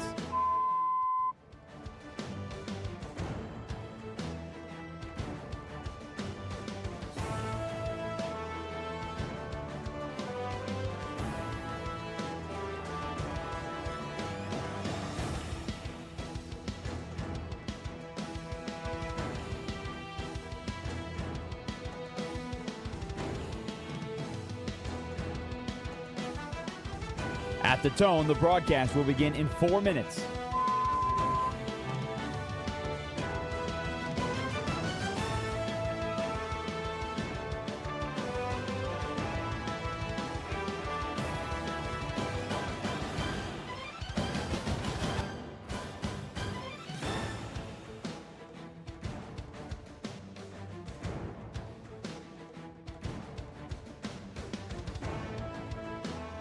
At the tone, the broadcast will be in 3 minutes and 30 seconds.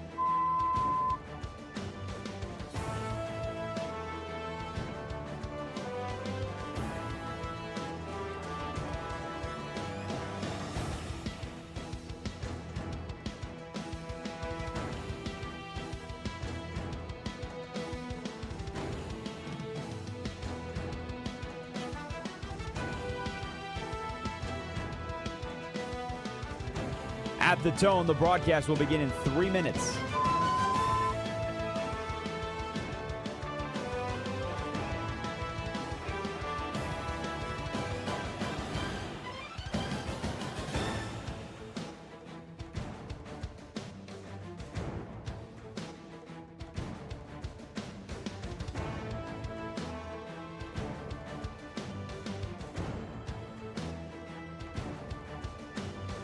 At the tone, the broadcast will begin in 2 minutes, 30 seconds.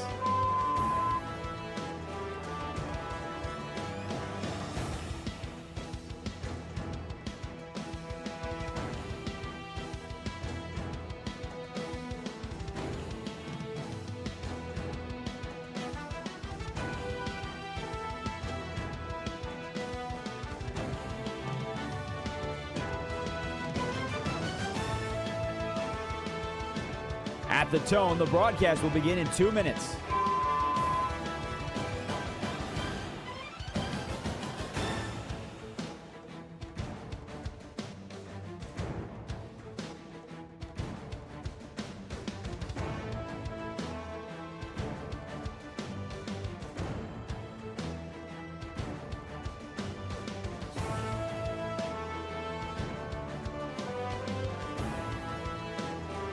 At the tone, the broadcast will begin in 1 minute, 30 seconds.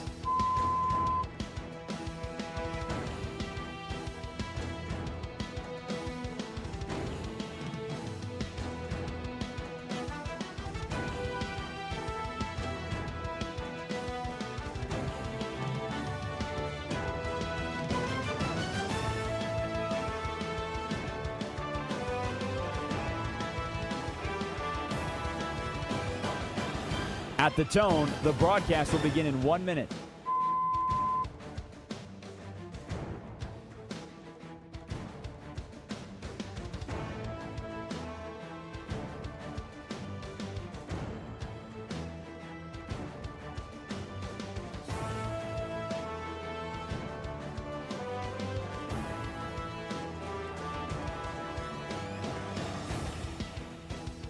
Stations, this is your final time check. At the tone, the broadcast will begin in 30 seconds.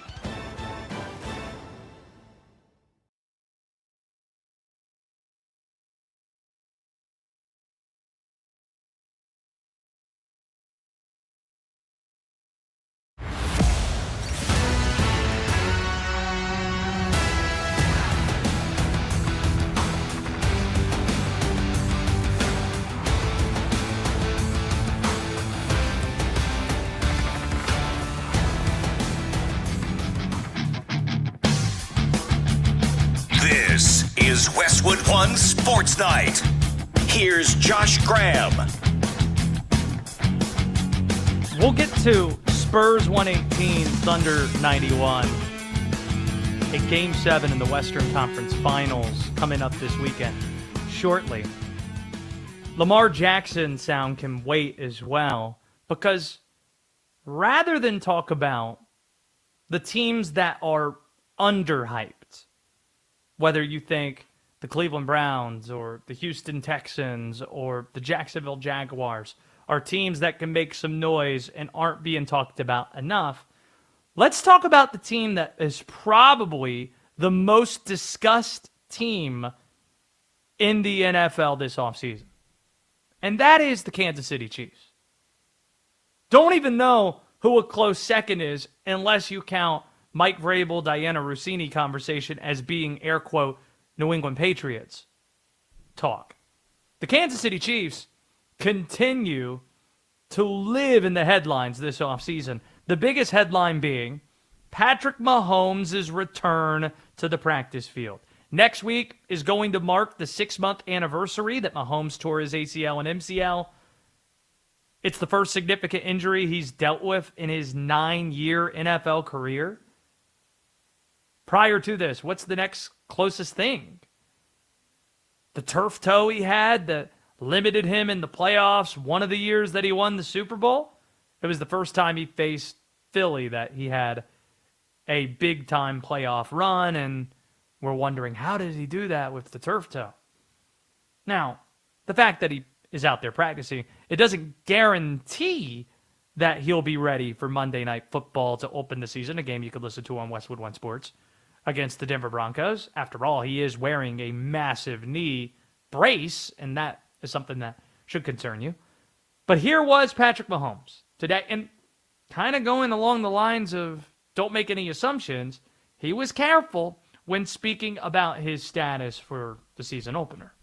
I mean, as a competitor, I want to be out there with my guys, but I know that's still a long ways away, and so all I can do is just execute the day and do whatever I can to be better that day. And so we've done that up until now, and we've kind of set these checkpoints and these goals of like where I want to be at, and I've gotten to those. And so now I kind of continue to do that.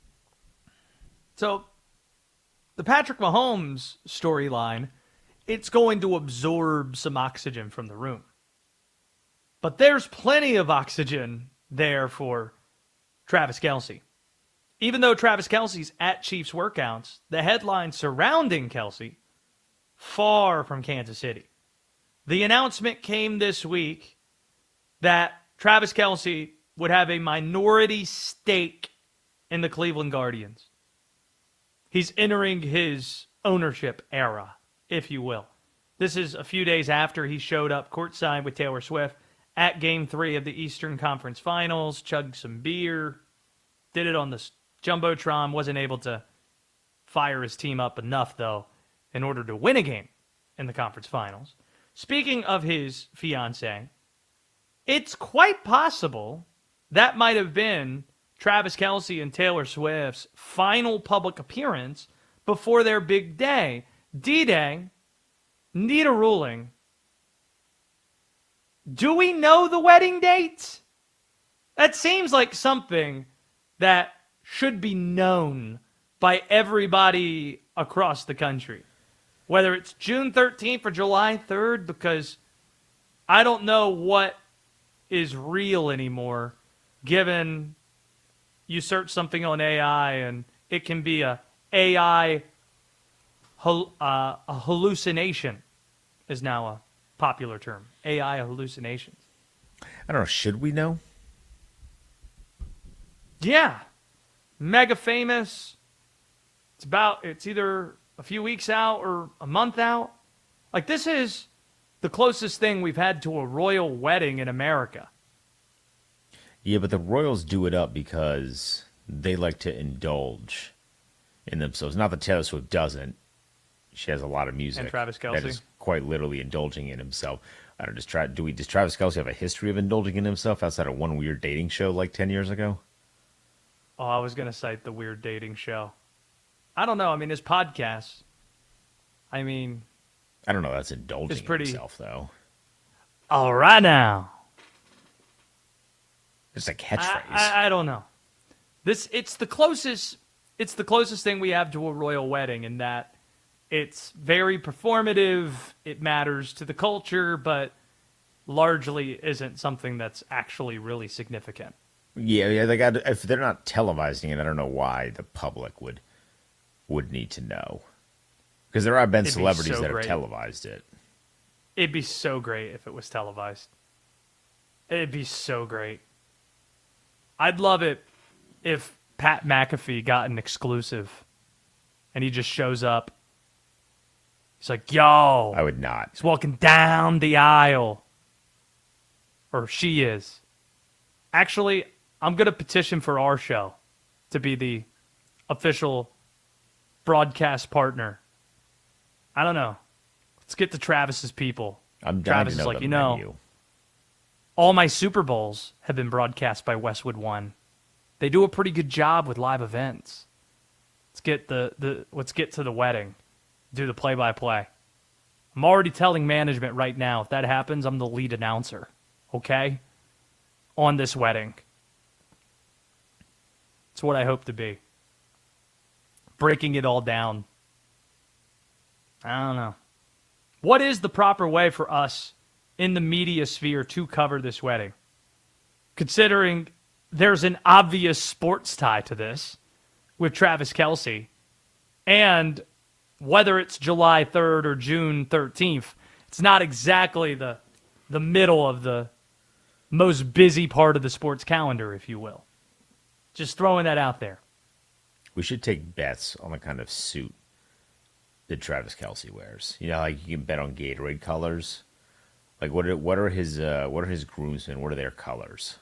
See, you're asking all the right questions, D-Day. And I'm glad you're so game for this because I want to know the suit colors. I want to know what's on the menu. I want to know how many of his teammates make the cut, how many people on the 53-man roster are invited to the wedding. Because they have all the money in the world.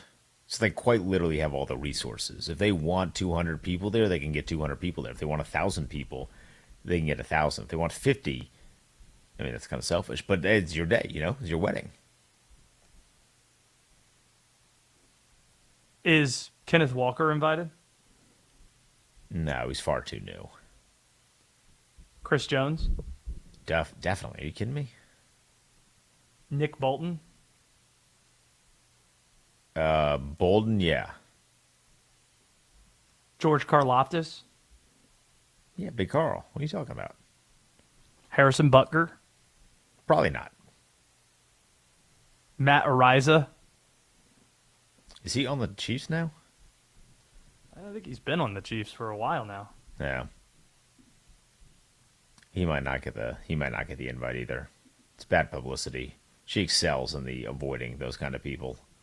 Fair or unfair? There's never been a dull moment, is the point we're trying to make with the Chiefs offseason.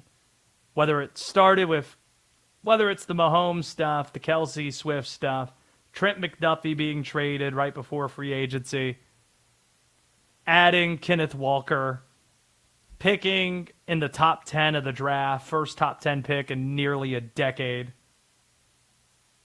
There has been some not so great. Rashee Rice? Not he get an invite? No. No, he's busy. When does his sentence end? That's the important question in relation to when the date of the wedding is. He might physically not be able to go. Don't think I'm going to be able to make it, guys. Hey, can we get this on circuit television in my establishment? Mm-hmm. The Chiefs, they live in the headlines this offseason, the most talked about team in the NFL. There is a topic that matters greatly to this program that we have yet to talk about yet. And damn it, we're going to change that right now. It is game day. On the East Coast, game day for college baseball regionals. I love college baseball regionals.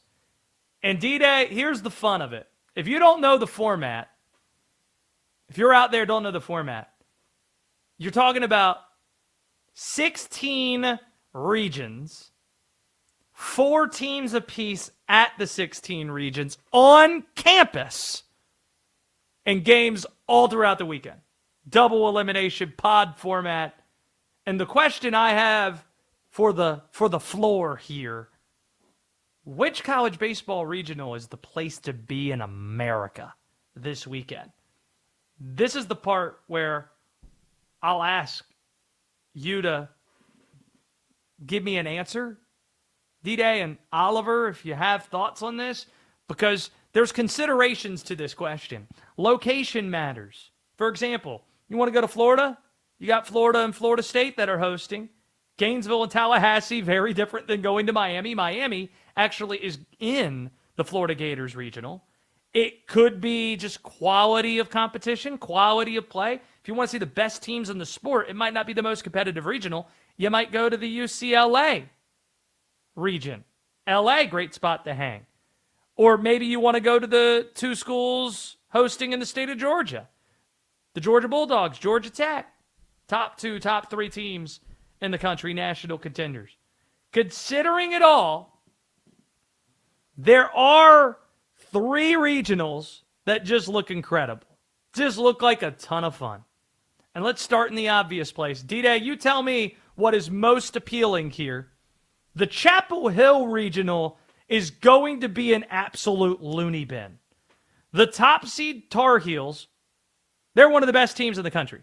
Top 5 team in America. More than capable of winning it all. The number 2 seed is the Tennessee Volunteers. Rocky Top, you'll always be home, sweet home to me. They won the College World Series just 2 years ago. The number 3 seed's my alma mater, East Carolina, a program with by far the most regional appearances in the country without a trip to Omaha. They're one of the best mid-major programs in the sport. Then you got number 4 seed VCU. That's their campus is less than a 3-hour drive to Chapel Hill. All these schools are driving distance to Chapel Hill. So those crowds are going to be super rowdy, and Chapel Hill a great place to hang. The number one choice, though, might be the Eugene Regional. Obviously, Oregon's the top seed, but how about their fiercest rival, Oregon State, being positioned as the number 2 seed in their bracket? We're talking about the Civil War in baseball in the NCAA tournament. And for good measure, as if that wasn't fun enough, D-Day, Washington State, another Pacific Northwest old Pac-12 foe, they're the number 3 seed in this bracket. So you got Oregon, Oregon State, Washington State, Yale is the 4 seed, all in Eugene. The storylines write themselves. Eugene's awesome. Maybe watching Animal House, where that movie was shot at the University of Oregon. Maybe watching that for the first time in a long time influenced my decision this week. I'm a zit. Get it? But Oliver, you were telling me that you wouldn't go with either the Chapel Hill Regional or the Eugene Regional. You are with me that one of the top options as well is in Lincoln, Nebraska. Why? I think it's the best option. I think it's going to be the most electric regional for multiple reasons. First of all, it's the first time since 2008 that Nebraska is hosted. Number 2, it's probably the deepest regional. Ole Miss and Arizona State are very good programs. They could both very well make a run to Omaha. I actually think Ole Miss will. I don't think Nebraska's going to win it. That's just my personal opinion. And that fan base is going to be unbelievable. We saw how much they blew up when Nebraska basketball finally broke the curse. Oh, yeah. Nebraska baseball is a little bit different. They do have some history.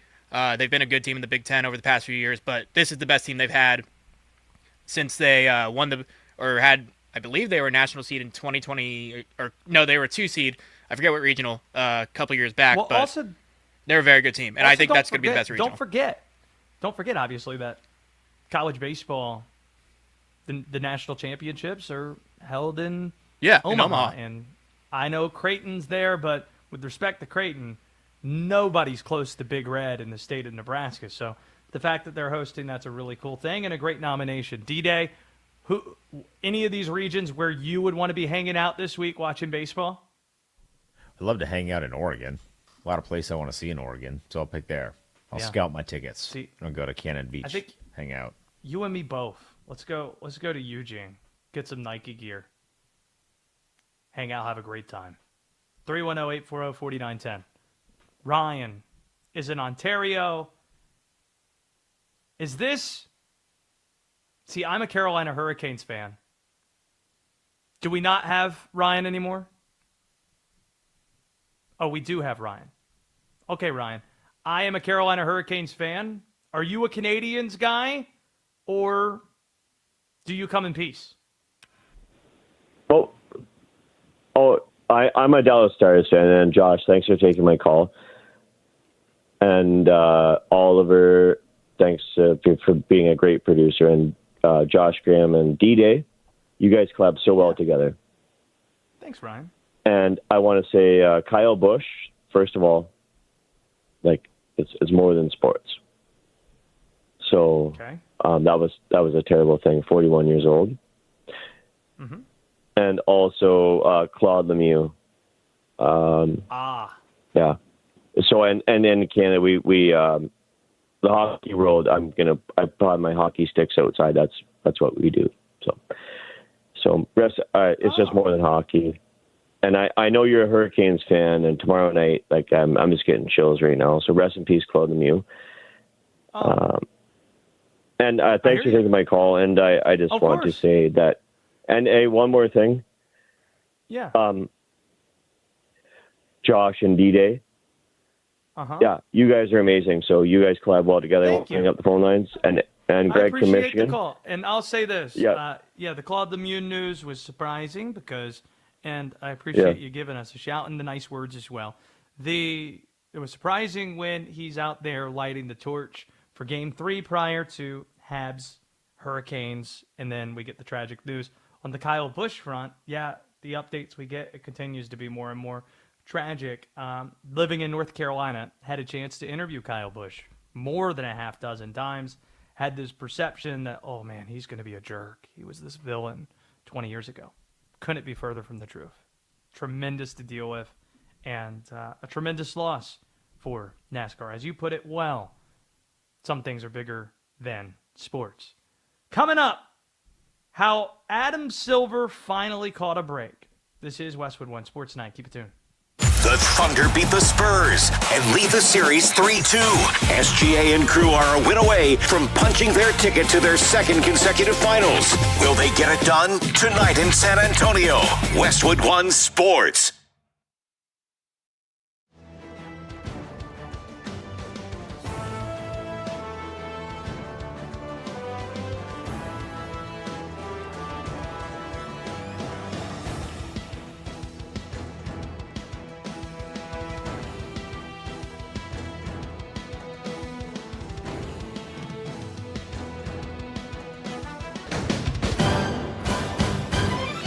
At the tone, the broadcast will begin in 4 minutes, 30 seconds.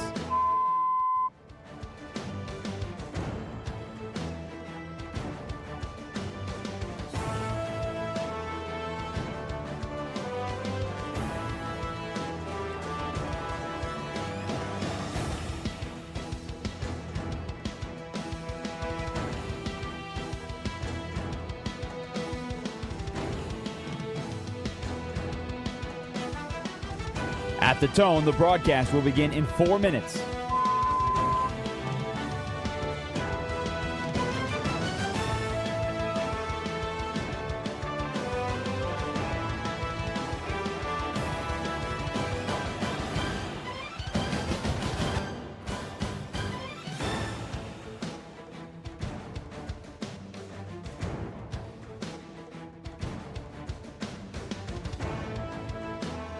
At the tone, the broadcast will be in 3 minutes and 30 seconds.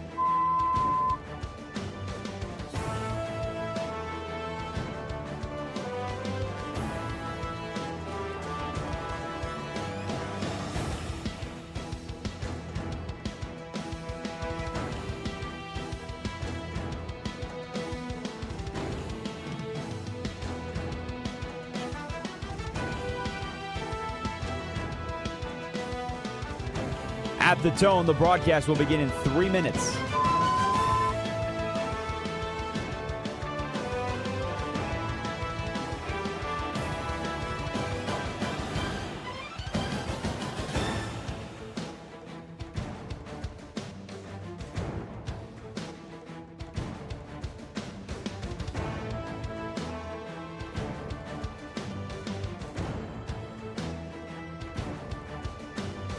At the tone, the broadcast will begin in 2 minutes, 30 seconds.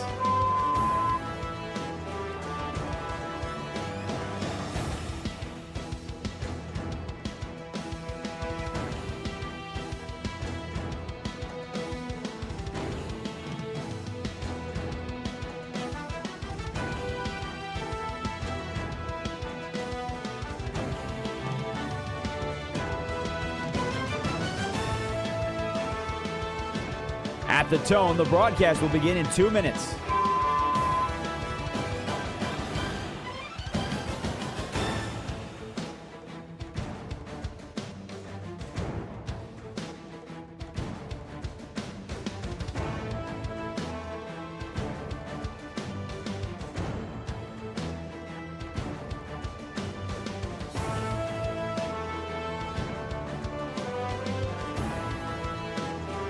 At the tone, the broadcast will begin in 1 minute, 30 seconds.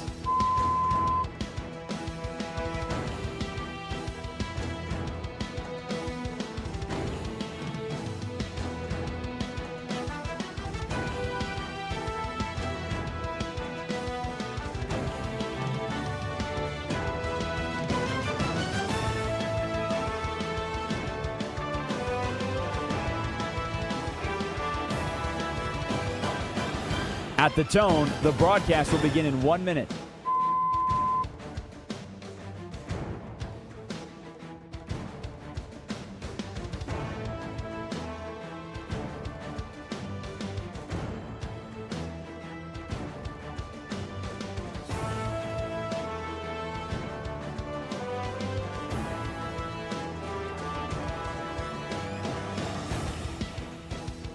stations, this is your final time check. At the tone, the broadcast will begin in 30 seconds.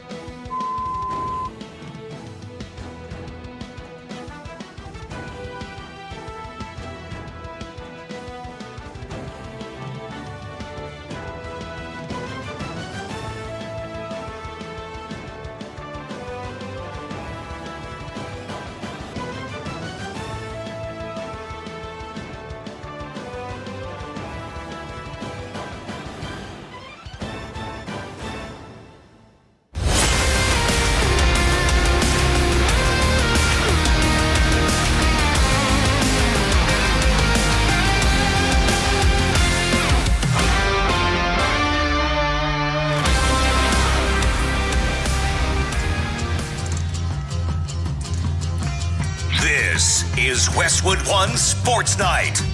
Here's Josh Graham. A question. Game 7. San Antonio, Oklahoma City. Who are you rooting for to win the game? Who actually wins it? 310-840-4910 if you want in. Love doing late night reactionary sports talk because we get the first crack at it. That means you get the first crack at telling us what you think's going to happen a couple of nights from now because San Antonio wins 118-91 against the Oklahoma City Thunder. Spent way too much time today now that college basketball rosters are pretty close to being set. NBA deadline to pull your name from the draft has come and passed in the last 24 hours. So spent way too much time putting together a top 10 list for the college basketball season going into next year. What should probably be the top 10 in the preseason poll, barring anything crazy. These are the teams that should be viewed as the favorites to win in college basketball based on all the roster construction, the transfer portal, all of that. We'll get to it in about 15 minutes. But here's the big takeaway to have a 1,000-foot view on the NBA. Spurs Thunder going to a Game 7 is the best case scenario for the NBA. This is the perfect medicine for the league that's had perhaps its worst, most chaotic regular season in history. Remember how the season started way back in October? A week or so into the year, Chauncey Billups, one of your head coaches, a legend, arrested, involved in illegal poker games like a sting. Terry Rozier arrested as well. Terry Rozier, by the way, reportedly received a $1,000 bribe in a betting plot. We learned about that just this week, so there's still news coming out on that front. So that's how the season started. And then during the season, you have most of the conversation not being very positive about the state of things. The NBA regular season's too long, and players are sitting out too often, and you're talking about tanking procedures. By the way, it is funny that the tanking measures that were passed today, it happened the day of this monster game. So the NBA finding reasons to pull eyeballs away from its best product, or perhaps burying it by dropping it the day of the game like this. Those tanking procedures announced earlier today, and according to a breaking news report from Shams Charania. But rather than talk about all that muck, let's focus on the fact that the two best teams in the sport, the two best players in the league, are facing off in a do-or-die Game 7 Saturday night. How awesome is that? That is exactly what you want to see in the NBA. Spurs Thunder going set. It's the perfect setup for the NBA Finals. For one, the NBA, they're not going to have a 6-day layoff before its next game. That's great. Pat McAfee can't do nearly as many primetime specials between now and then. But the NBA obviously wants to have the Knicks be competitive in this series. And don't you feel that the Knicks have a better shot at winning the title with OKC and San Antonio on shorter rest, with how physical the series has been? Guys going down with injuries, J-Dub, Jalen Williams, re-aggravating the hamstring, Dylan Harper getting banged up, De'Aaron Fox. Those things, they pay dividends. They matter. Even though the injury headline of the NBA today, not related to the teams playing tonight, actually the Knicks, a broken pinky finger for Mitchell Robinson. Don't know what his timeline's going to be with a broken pinky finger. Hopefully not something that keeps him out. But Knicks, Thunder, Knicks, Spurs, it becomes more interesting because this series has gotten longer and they have a shorter layoff. D-Day, do you think it makes a difference who New York faces? Does your thought on what happens in the finals change all that much? Do you think it's matchup oriented? I mean, sure, definitely. I think matchups are going to play a huge factor, more so in how many games it goes, not who the winner is. Which series do you think goes longer, hypothetically? Hypothetically, San Antonio. That would be a longer series. That would be a longer series. I think that one goes 6 games. Have you looked at the spread for Game 7 yet? I have not, no. I have not either. So, courtesy of our friends at DraftKings, we got Graham's Gamble and we'll do a little bit later on. Let's try to guess what the spread is going to be.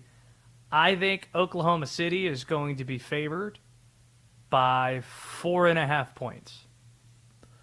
I think it's going to be shorter than that. Not much shorter than that, but I think it's going to be shorter than that, I would imagine.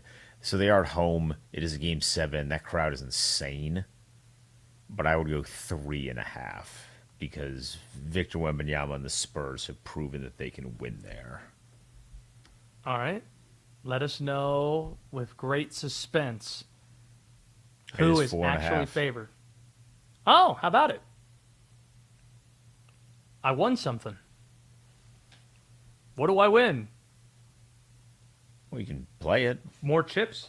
I honestly, this has been a lot of fun tonight, breaking things down, but I'm having so much fun, I forgot I hadn't had dinner tonight. So I had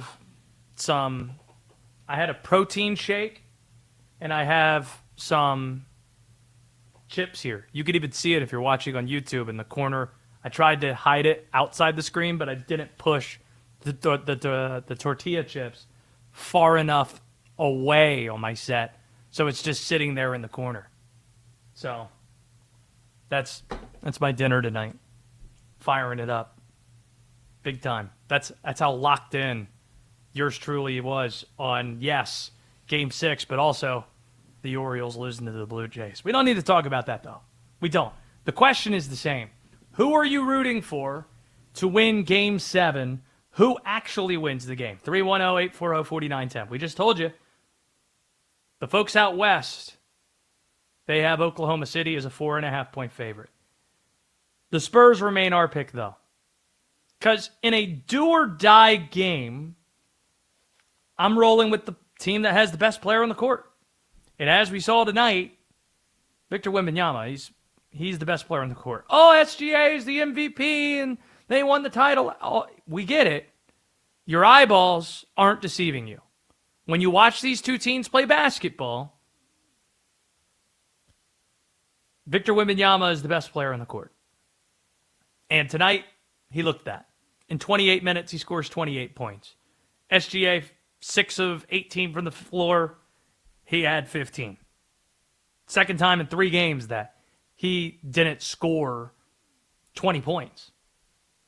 Now, some of this, admittedly, is wishful thinking. We're talking about betting odds on things. When this show first started, it was around the time where I went all in on San Antonio.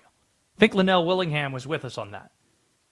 I bet San Antonio plus 1,400 to win the title at that point. Still have that ticket. So some of it is wishful thinking. But in all sincerity, a single do-or-die game, I think the Spurs win it on the road, just like they did in Game 1. So they're going to bookend this series with road wins, and the reaction across the league is going to be, this is Victor Wembanyama's league now. That's what this is. One of the reasons why Denton Day is the best producer in sports talk is because I'm looking at my notes right now, and we were just talking about some of the bad headlines the NBA's had during the year, and I just have a note that's on my screen here that reads Terry Math. D-Day, do you love some Terry Math? Were you a good math? Were you a math whiz kid in high school and in college? Yeah, sure. I was good at important math, like discovering player statistics and averages based off of box scores. I wasn't. Don't come to me with calculus or none of that. So here's the Terry Math that you came up with. So he made $100K. He was paid $100K off this entire deal. Over the course of his 82-game season, his average game paycheck was $262K. The year that this happened, the accusation 22-23 season. He made $21.5 million that year. So the bribe, 38% of the game check.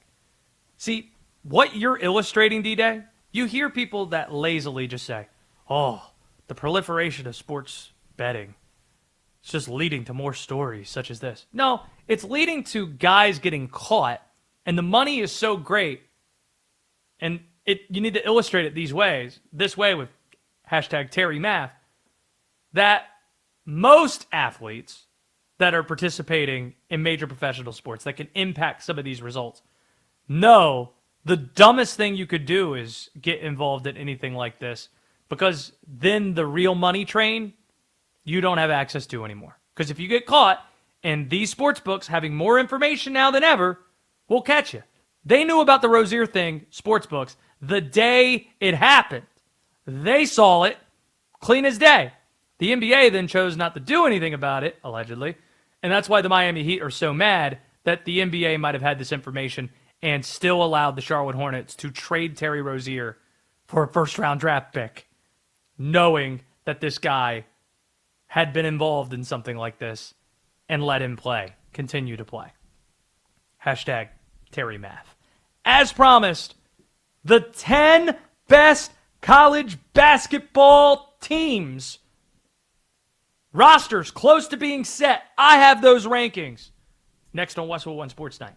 The Super Bowl champion Seahawks, MVP Matthew Stafford's Rams, and Mike Vrabel's Patriots are all back on the field for OTAs. Football news is happening now, and no one covers it like your home of the NFL and Super Bowl 61. Westwood One Sports.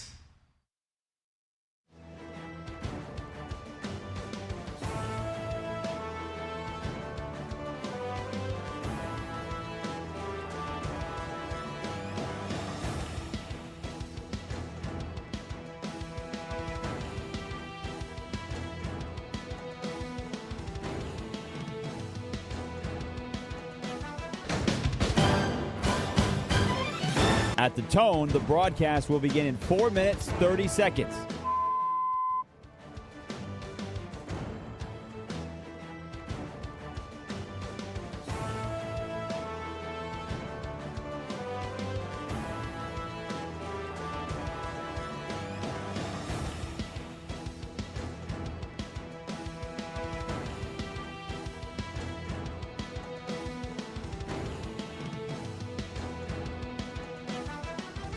At the tone, the broadcast will begin in 4 minutes.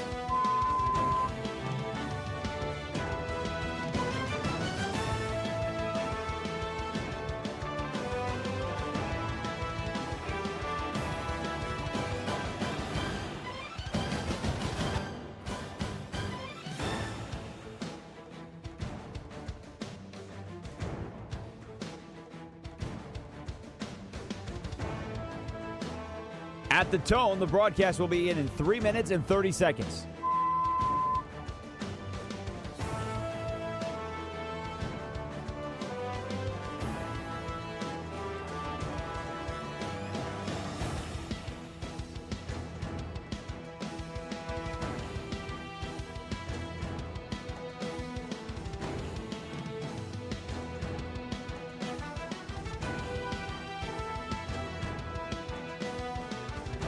At the tone, the broadcast will begin in 3 minutes.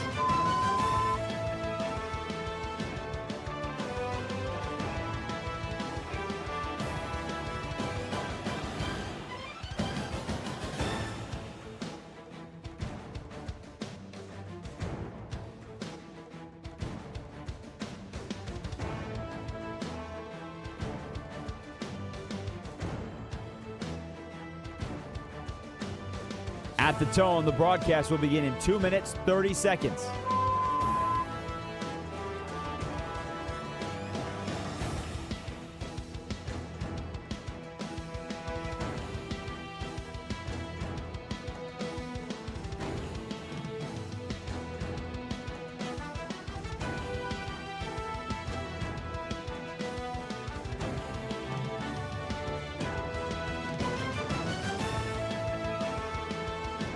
At the tone, the broadcast will begin in 2 minutes.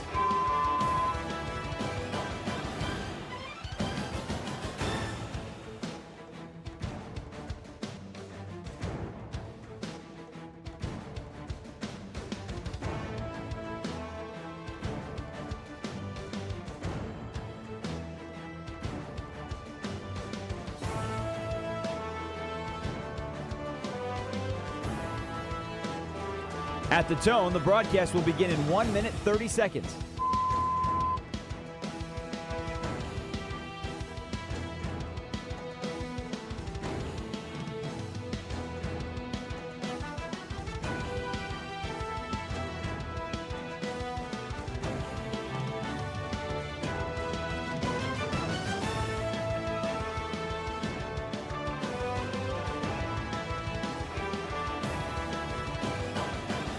At the tone, the broadcast will begin in 1 minute.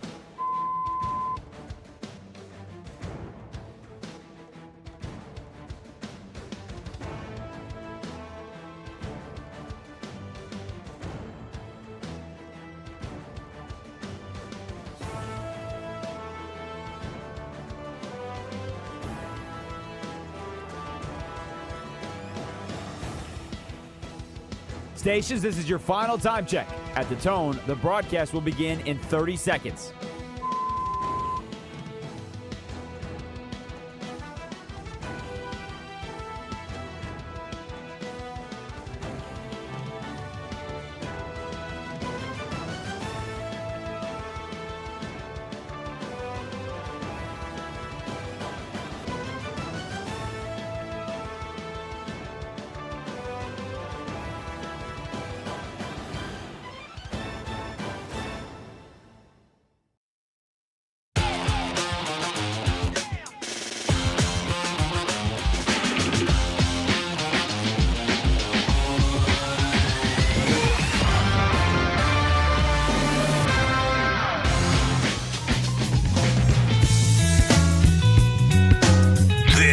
Is Westwood One Sports Night.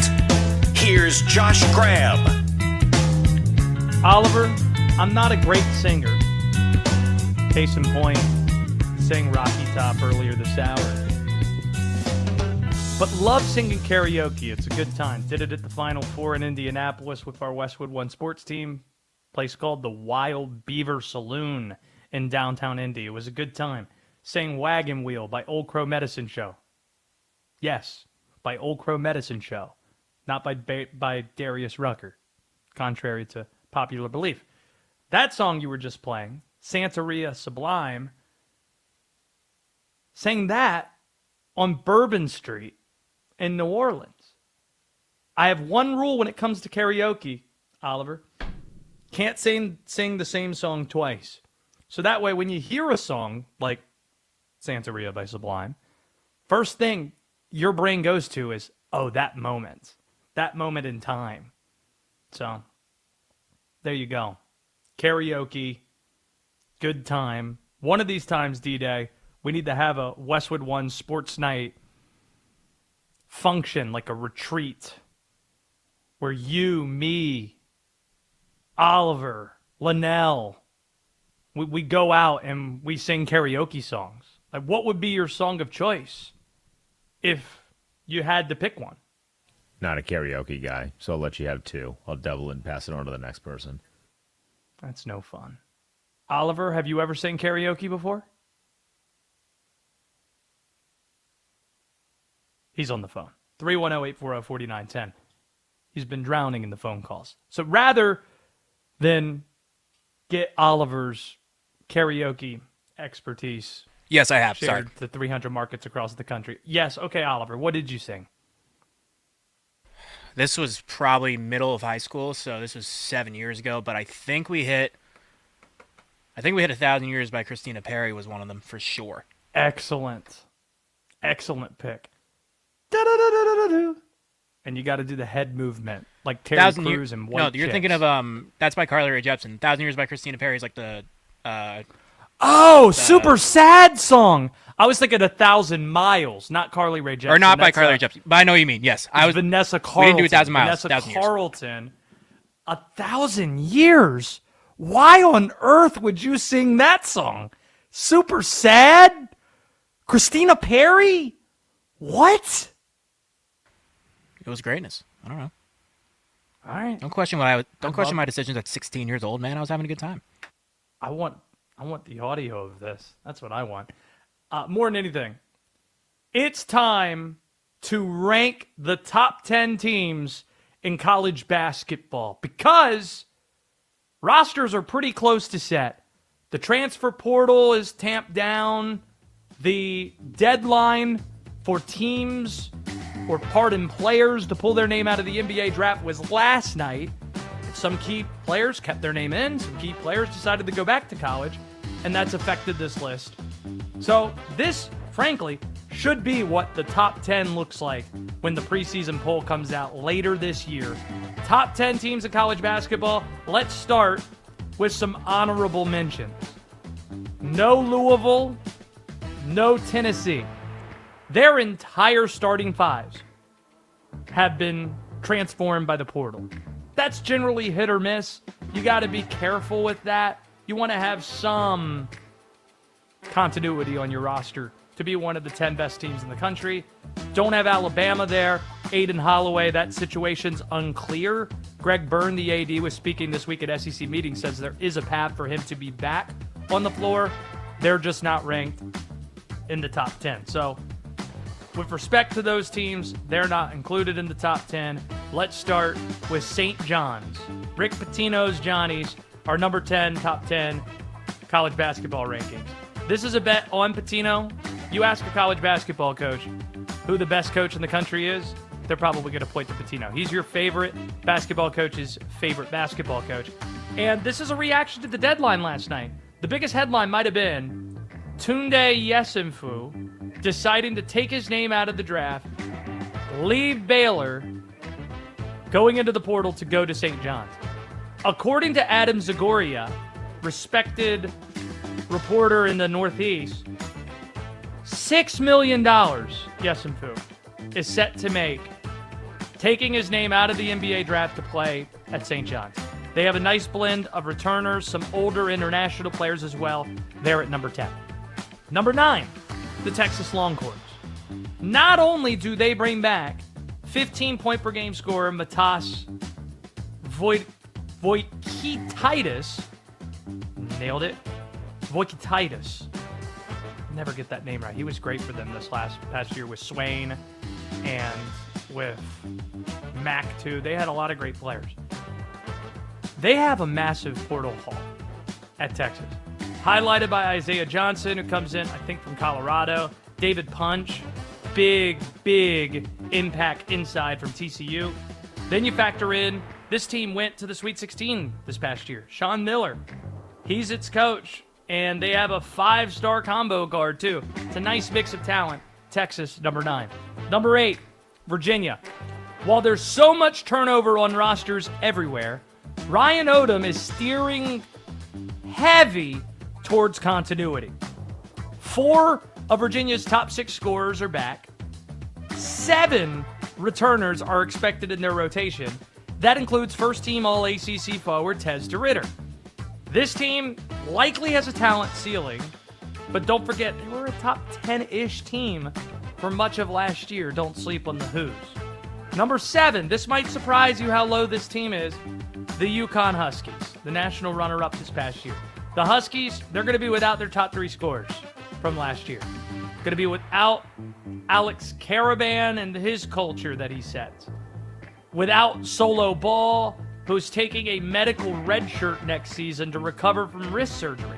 That's a lot to replace for a Husky team that, if we're being honest about, they were really fortunate throughout the tournament to get to the title game, whether it be surviving Furman in round 1, close game against Michigan State in the Sweet 16, and obviously what happened against Duke. That miracle finish. They do have Braylon Mullins who hit that shot back. Silas Demery returns too. Jaden Ross is back. Speaking of Duke, you get Duke transfer Nick Kaminya. He's a real factor as well going into his sophomore season. UConn in at number 7, having to replace too much. Number 6, the Arkansas Razorbacks. It would have been ideal if Malik Thomas returned last night, but they did get Billy Richmond to pull his name out of the draft. That's a nice alternative. It's hard not to love their additions. Jeremiah Wilkinson, a bucket at Georgia, now a Razorback. Cooper Bowser, who nearly knocked off UConn single-handedly at Furman, a monster, is now playing for John Calipari in Fayetteville. Jordan Smith, top 3, top 4 recruit in the country. 7-footer Mika Murinen, highly sought after, really skilled player. Arkansas, ton of dudes on this team. John Cal's team is for real. Let's go to number 5. Top 5 teams in the country, ranking the best college basketball teams. The Arizona Wildcats. The Wildcats, one of college basketball's most dominant teams this past year, made it to the Final Four for the first time in 25 years. They lose Koa Pete, who they thought they might get back last night. That's a blow. But they do have Karchinkov back and Krivos back. Plus, they snagged North Carolina's starting point guard and Derek Dixon and Caleb Holt. That's another one of those real deal 5-star guards who's going to be playing in Tucson. Arizona at 5. Number 4. This might also surprise you. The reigning champion Michigan Wolverines. They're not going anywhere. With Elliot Cadeau back, Trey McKinney back, they're going to be carrying the torch among the returning players. But the 2 transfer bigs that they've added, they're not A.D. Mara. They're not Retz Johnson. Plus, Teixeira and Burnett, they're big culture losses, and Yaxel Lindeborg was the Big Ten Player of the Year. 5-star Brandon McCoy, that's going to help. And Dusty May, he did add some depth in the portal, but just don't see a dude that's going to be one of those National Player of the Year type of guys like Yaxel Lindeborg was, and like some of these top teams we're about to get to might have on their team. Number 3 in the rankings, the Illinois Fighting Illini. Even though the Illini made its first Final Four in 21 years, that looked like a team that was ahead of schedule with what Brad Underwood is going to be bringing back in Champaign. Essentially, all the foreign guys, you know the joke that Oliver made during the Final Four? Hey, I learned a lot about geography by just learning Illinois' roster. Well, all those international players, all of them are returning. Merkovich, the twins, Andrei Stojakovic, Page's son. Plus, they added a 15-point-per-game scorer from Providence in Stefan Vox. He's going to be replacing Keaton Wagler, a lottery pick. Number 2, the Duke Blue Devils. The Blue Devils roster has everything. You want returning players. Caden Boozer, Caleb Foster back at point guard. They convinced 2 potential first-round draft picks in Dame Sarr and Pat Gamba to return to the team. Newcomers. Wisconsin's John Blackwell might be the best guard in the portal, maybe the greatest Duke portal signing ever. And they also, by the way, signed the number 1 high school recruiting class, too. So there's a lot to love on the Blue Devils roster. And then number 1, it's the Florida Gators. It's absurd how loaded this Gators team is, especially if championship team star Denzel Aberdeen gets his waiver, they need to get a waiver from the NCAA for him to be available.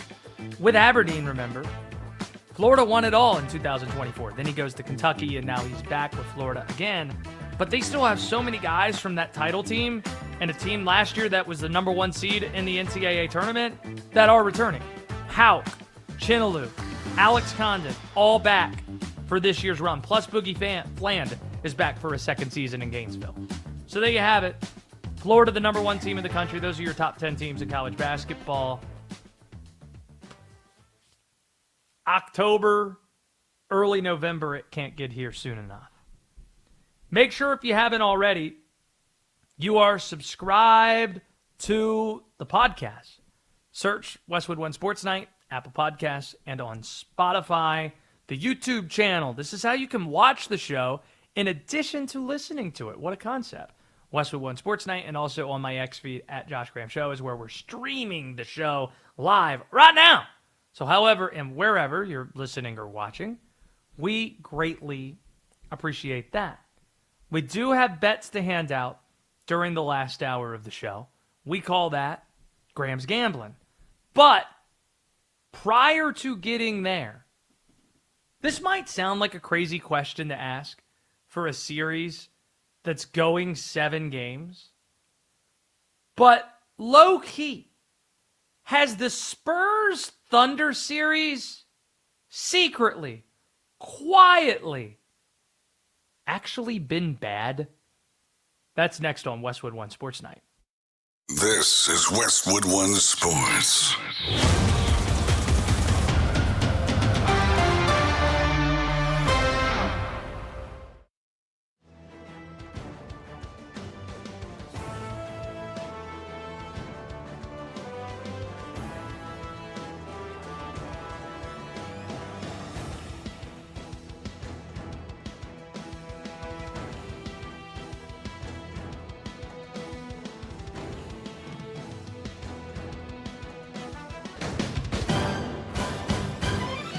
At the tone, the broadcast will begin in 4 minutes, 30 seconds.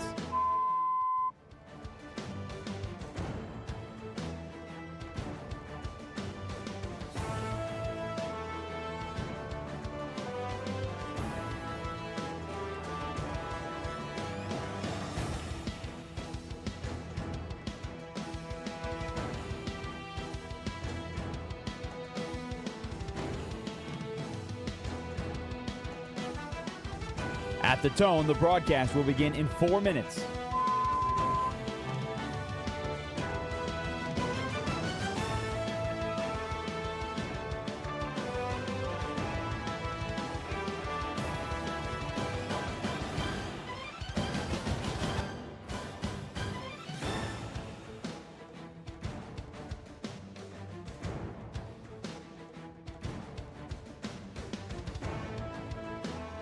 At the tone, the broadcast will be in 3 minutes and 30 seconds.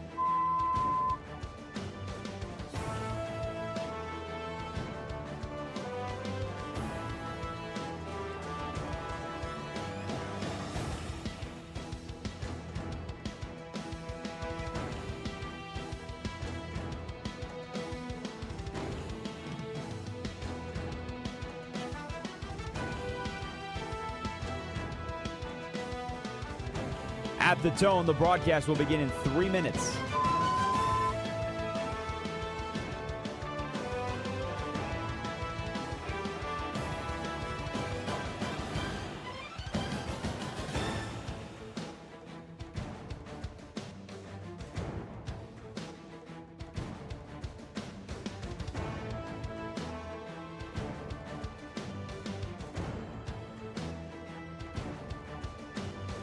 At the tone, the broadcast will begin in 2 minutes, 30 seconds.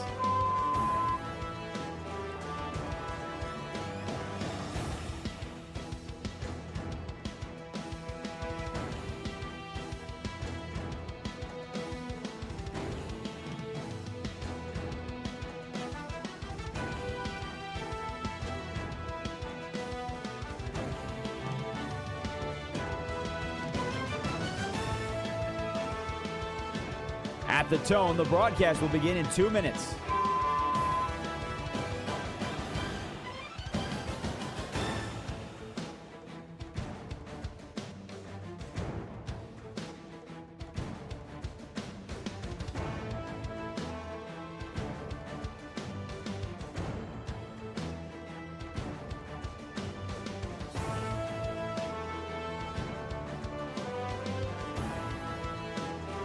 At the tone, the broadcast will begin in 1 minute, 30 seconds.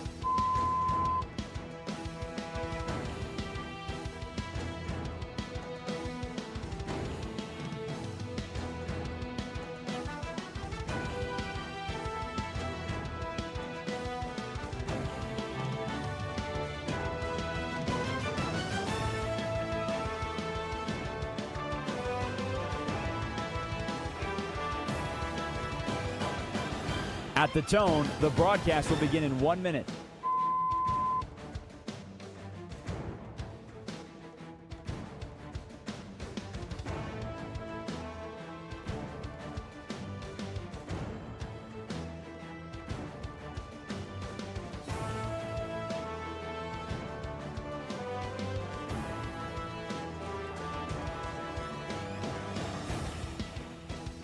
Stations, this is your final time check. At the tone, the broadcast will begin in 30 seconds.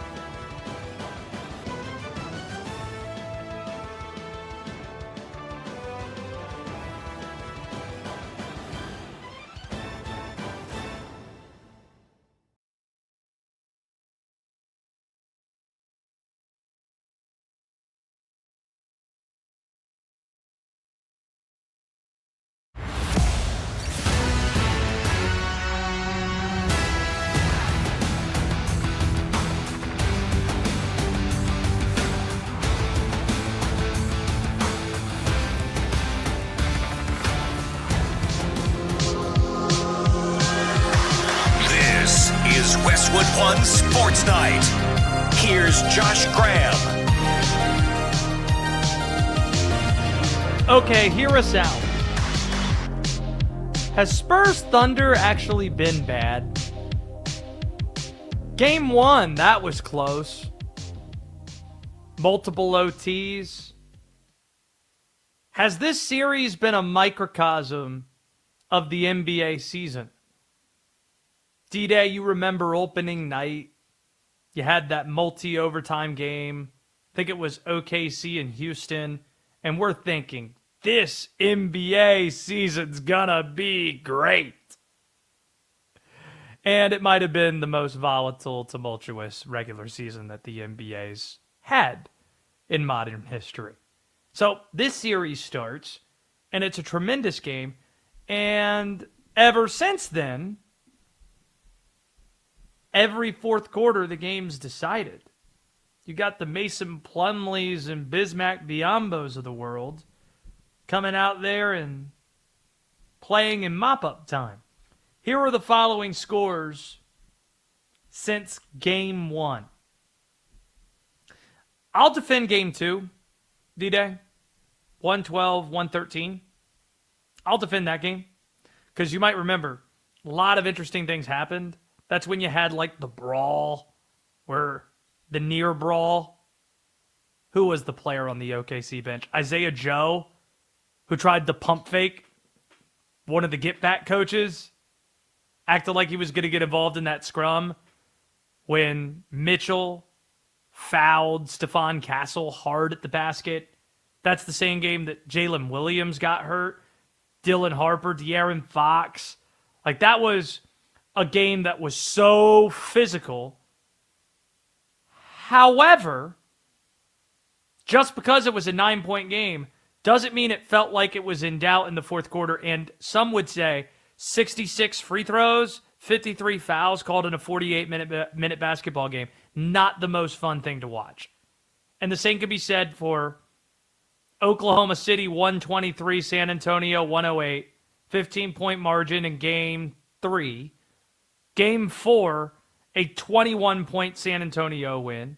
Game 5, a 13-point Oklahoma City win.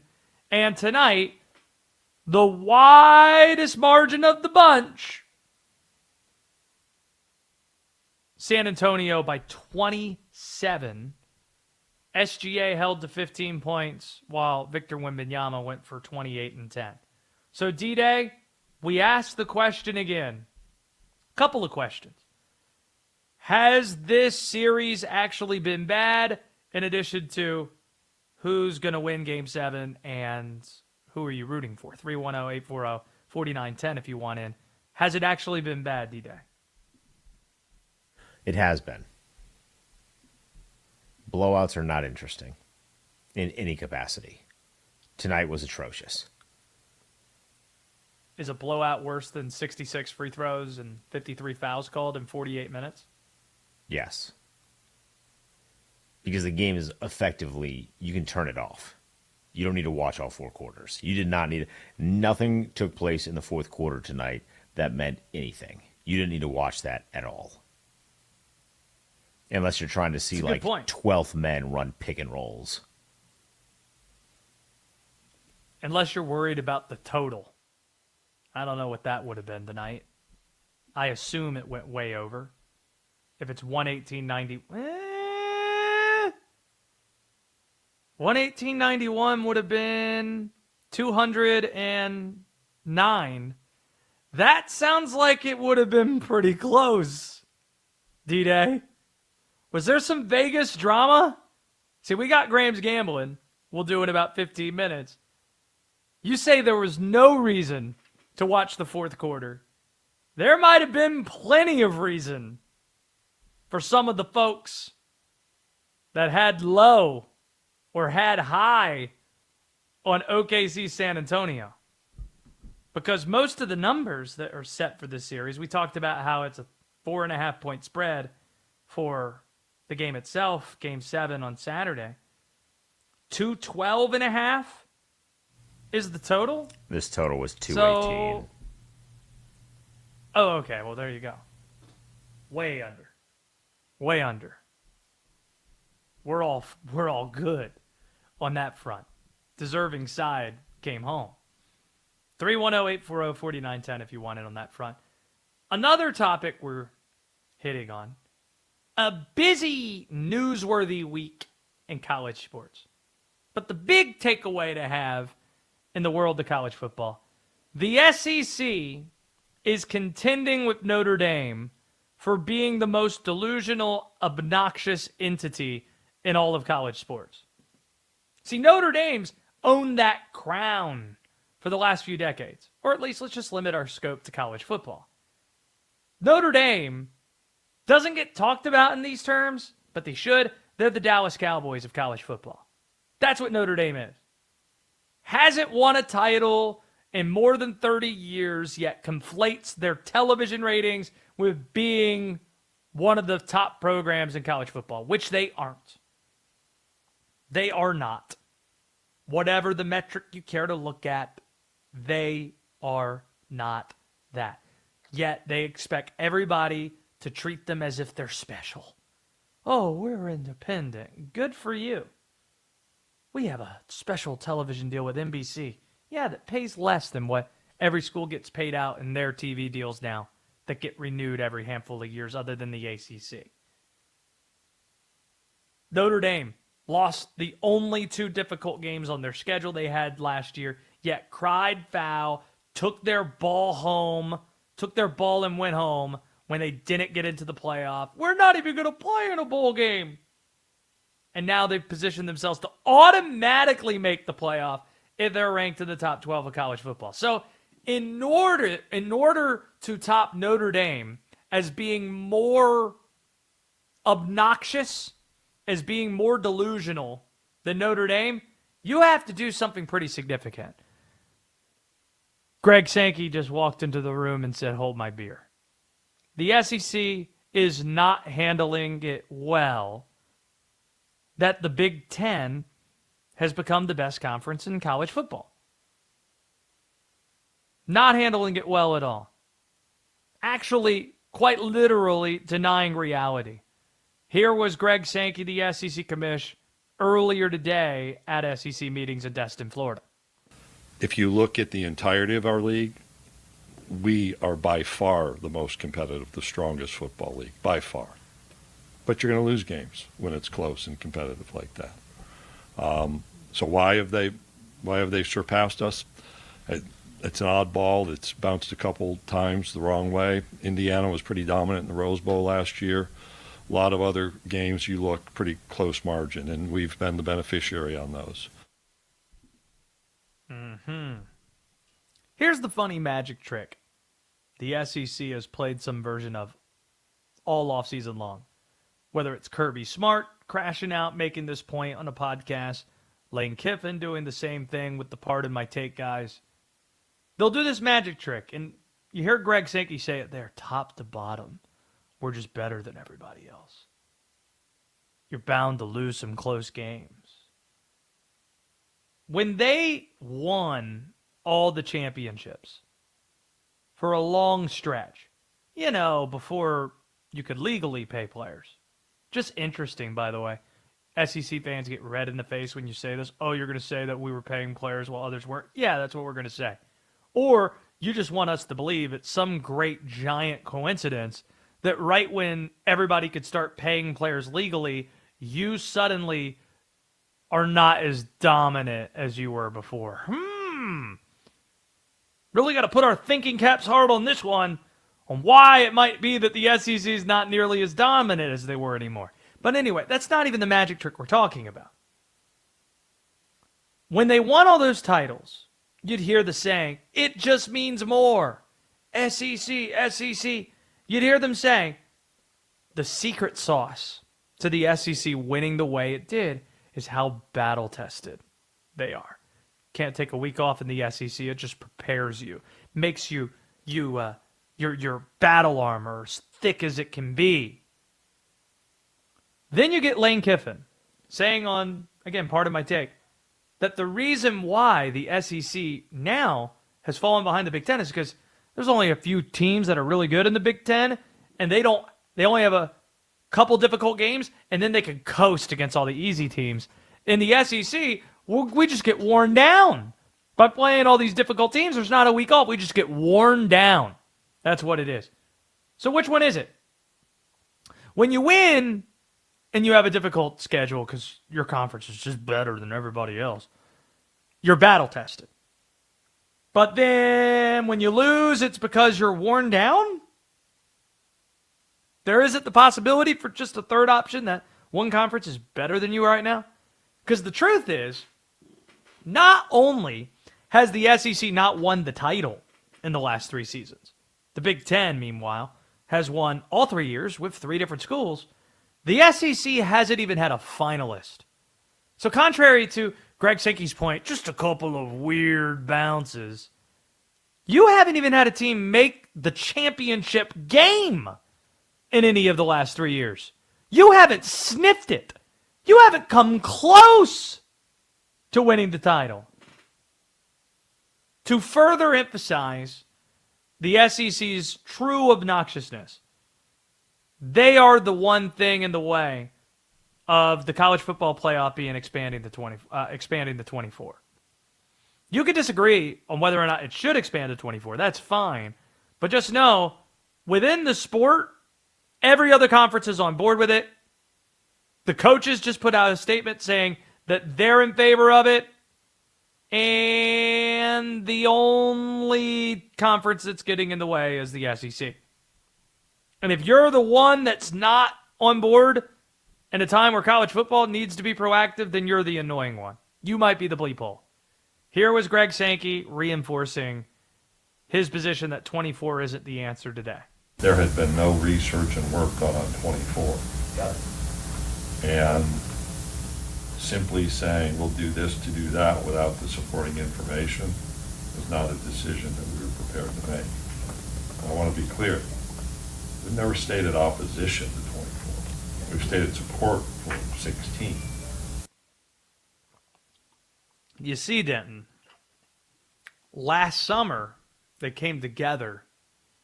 The SEC folks were considering expansion possibilities, and they came to the conclusion that 16 is what they wanted.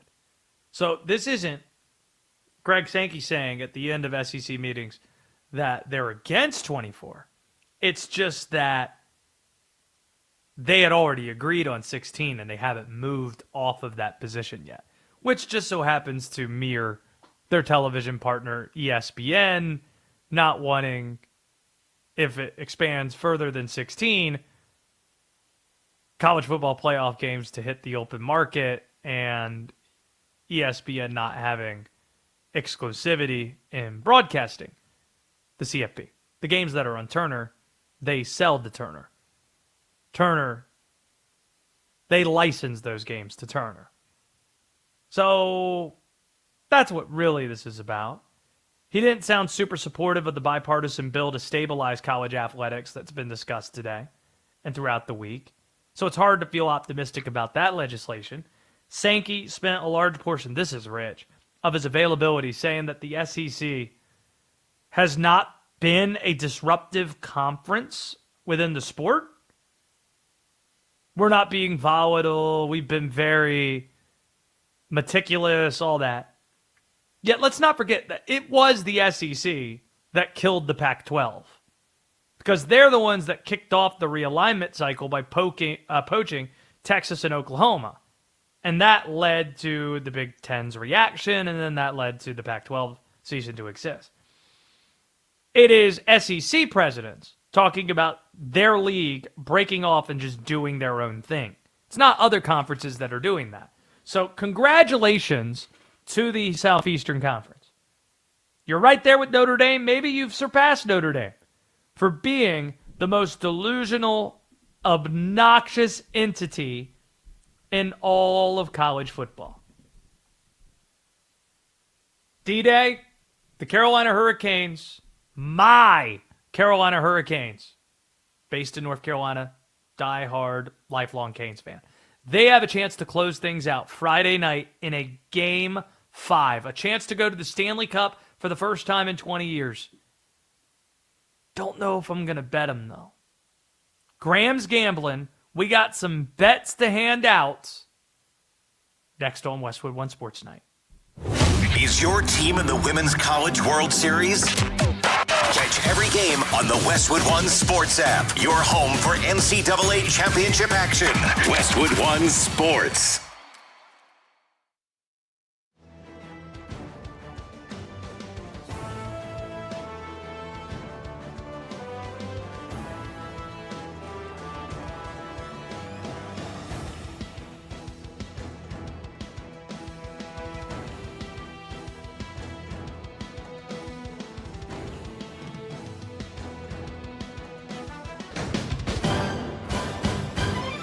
At the tone, the broadcast will begin in 4 minutes, 30 seconds.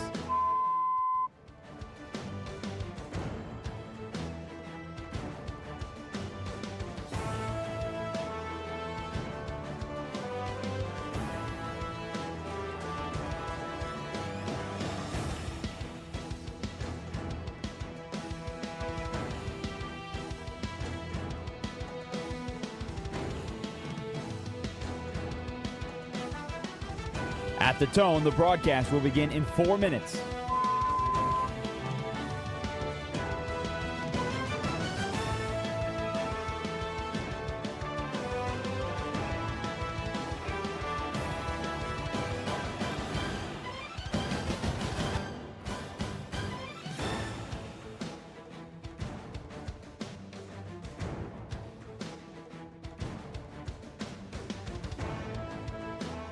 At the tone, the broadcast will be in 3 minutes and 30 seconds.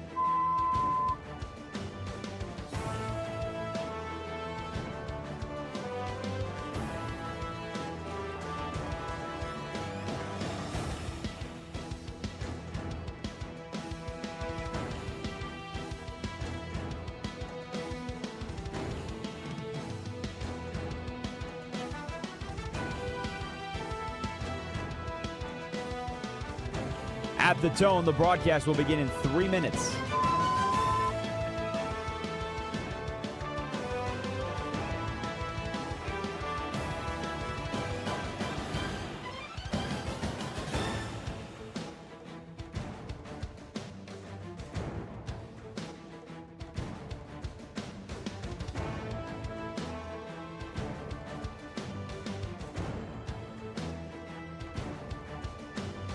At the tone, the broadcast will begin in 2 minutes, 30 seconds.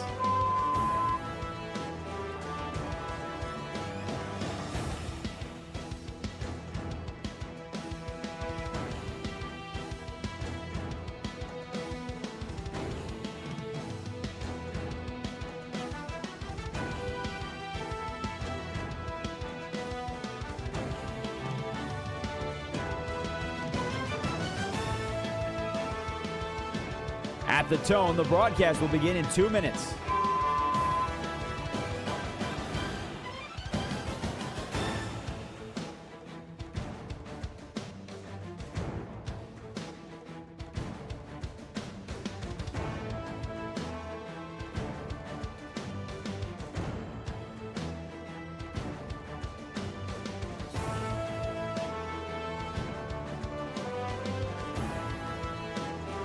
At the tone, the broadcast will begin in 1 minute, 30 seconds.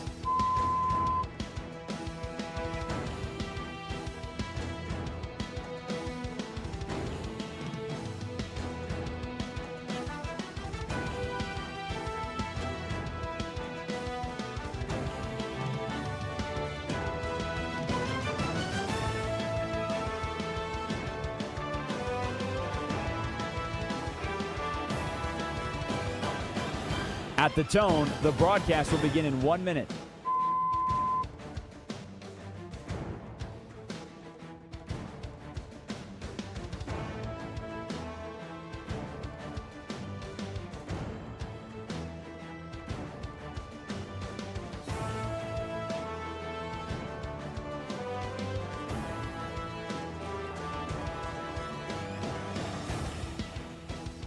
Stations, this is your final time check. At the tone, the broadcast will begin in 30 seconds.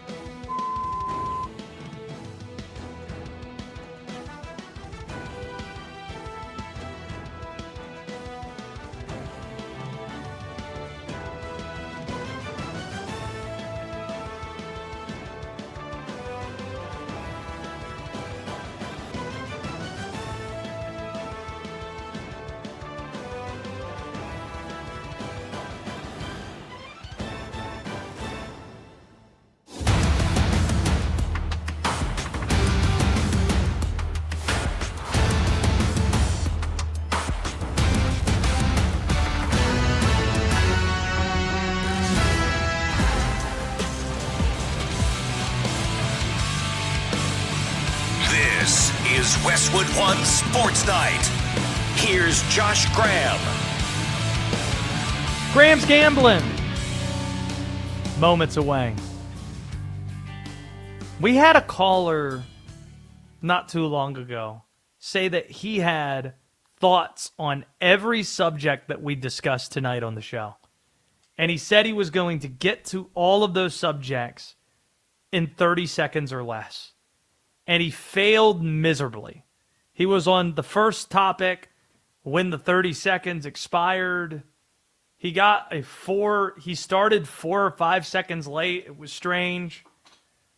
The topics that we've been mainly hitting on, we have asked who's going to win Game 7, Spurs or the Thunder, in the Western Conference Finals. We talked about the Taylor Swift wedding with Travis Kelce. Whether or not, how we should be covering this from a sports perspective. I'm a Carolina Hurricanes fan. I'm excited for my team to potentially make the Cup final for the first time in 20 years. Travis is in Nova Scotia. Travis, rather than just asking you to pick a topic and tell me, do you think you can address all three of these topics in less than a minute if I were to time you? So I'll give her a go, but. Okay, hold 1 second. Got my timer out. Western Conference Finals, Game 7, Thunder Spurs. Canadiens, Hurricanes. Travis Kelce, Taylor Swift wedding. In 3, 2, 1. I'll give them to you in that order, too. Spurs, OKC, go OKC. SGA, Lou Dort, Canada represent, going to take it to you. You're 7'4", Wemby. That's born with a silver spoon.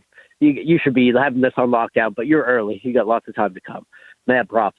Canadians, yeah, I'm cheering for them. Detroit's my team, but you look at the Canadians on the Canadians roster, way more of them than on Carolina. Mad prop to Carolina. Go Canadians. Last one. What other weddings in sports are you covering other than this one right now? Is anyone covering? Not you.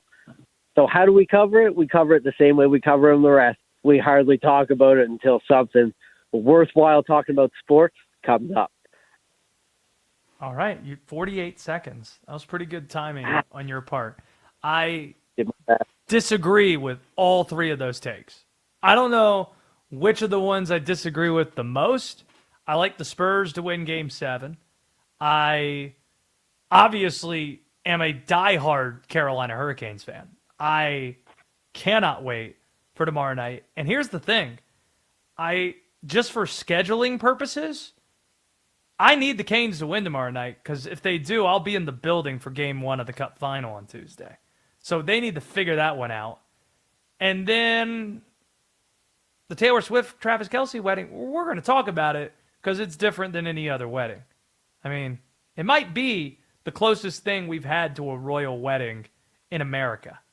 In that Royal. That's what I'm saying. It's like, I mean, a lot of the royal weddings performative. It's ceremonial. In America, our royal family is our celebrities. Like, we worship celebrities and celebrity culture and all that. So pop culture, what is our greatest form of entertainment? It's the NFL. And then what's our greatest export in terms of what people consume from America more than anything else? Pop music. Taylor Swift, the greatest pop musician. So you have a Hall of Fame football player marrying the biggest pop star in the world. Yeah, in terms of what matters to Americans, maybe this is something that is instructive considering you're in Canada. It matters a great deal down here for all those reasons I just outlined. There you go. There goes our friend from Nova Scotia. Great timing on the call, though. Takes-wise, 3 different topics, 48 seconds. That's pretty good. Now, let's hand out some bets because it's time for Graham's Gambling. It's time for Graham's Gambling. Let's make some money. Went 1-1 on our Thunder Spurs bets. Played the 3.5 with San Antonio. They won by 27. Case and Wallace had 11. We went under 8.5. In hindsight, I should have gone Jared McCain, but he was right at the number 13.5. I was debating between those two, which to go under on. I can't bet anything related to Canes Canadians. Number one, Denton Day he hasn't given me a lot of betting advice, but when he does, I listen. What is one of your most important tips when it comes to betting sports, D-Day?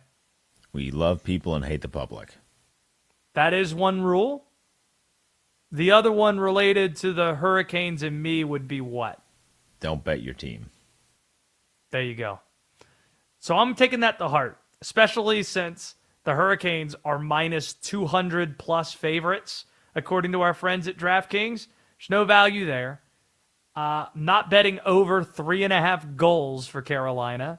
I don't want to touch Montreal's over-under either, goals-wise.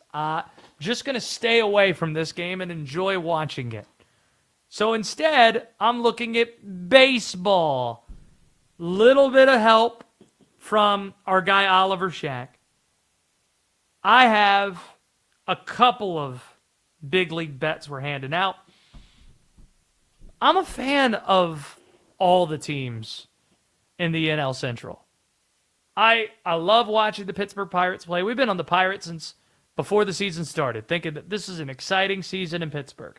And here's Jared Jones making his season debut, guy who struggled to stay healthy. So Pittsburgh's a favorite in this game. However, I'm also a fan of Taj Bradley's work. And I like getting plus money with teams I think are going to win the baseball game. Jared Jones isn't going to pitch deep into this game. Jared Jones might also not look all that good, might be rusty. I like the Twins plus 114 to beat the Pittsburgh Pirates. Throwing for the Miami Marlins is Max Meyer. Watched him a few weeks ago against my Birds. That guy, he can throw. The New York Mets strike out a ton. Over under 5.5 strikeouts. That's it for Meyer, who's dueling Freddie Peralta. I'll take the minus 112 over 5.5 Ks for Max Meyer against the New York Mets. The Orioles do not know who they're facing on the mound. It's a TBD from the Blue Jays. Trevor Rogers has just looked awful for the Orioles. But what's the rule that we just presented? Don't bet on your team. So I'm not going to do that. Instead, just going to stay with those two and call it a day. Twins plus 114 and Max Meyer over 5.5 strikeouts. Those are our Graham's gambling bets for Friday in sports. The last call for phone calls is answering this question. Which NFL contender is being talked about least right now? Like, who is flying most under the radar that you think has a shot at potentially getting to the Super Bowl or winning the darn thing? My answer, the Houston Texans. If you want in, 310-840-4910, you're welcome to it. The Houston Texans are the best team in the NFL that nobody is talking about right now. You can't write them off as a contender to win the AFC. Well, for one, it's mostly to do with the fact that who in the AFC can you actually confidently write off? Like if you talk to Cleveland Browns fans, and we have, they think they can win the AFC. Everybody in the AFC North believes that. Everybody other than the Raiders in the AFC West believes that. Everybody, maybe not everybody in the AFC South. The Colts probably believe that. The Houston Texans, the Jaguars.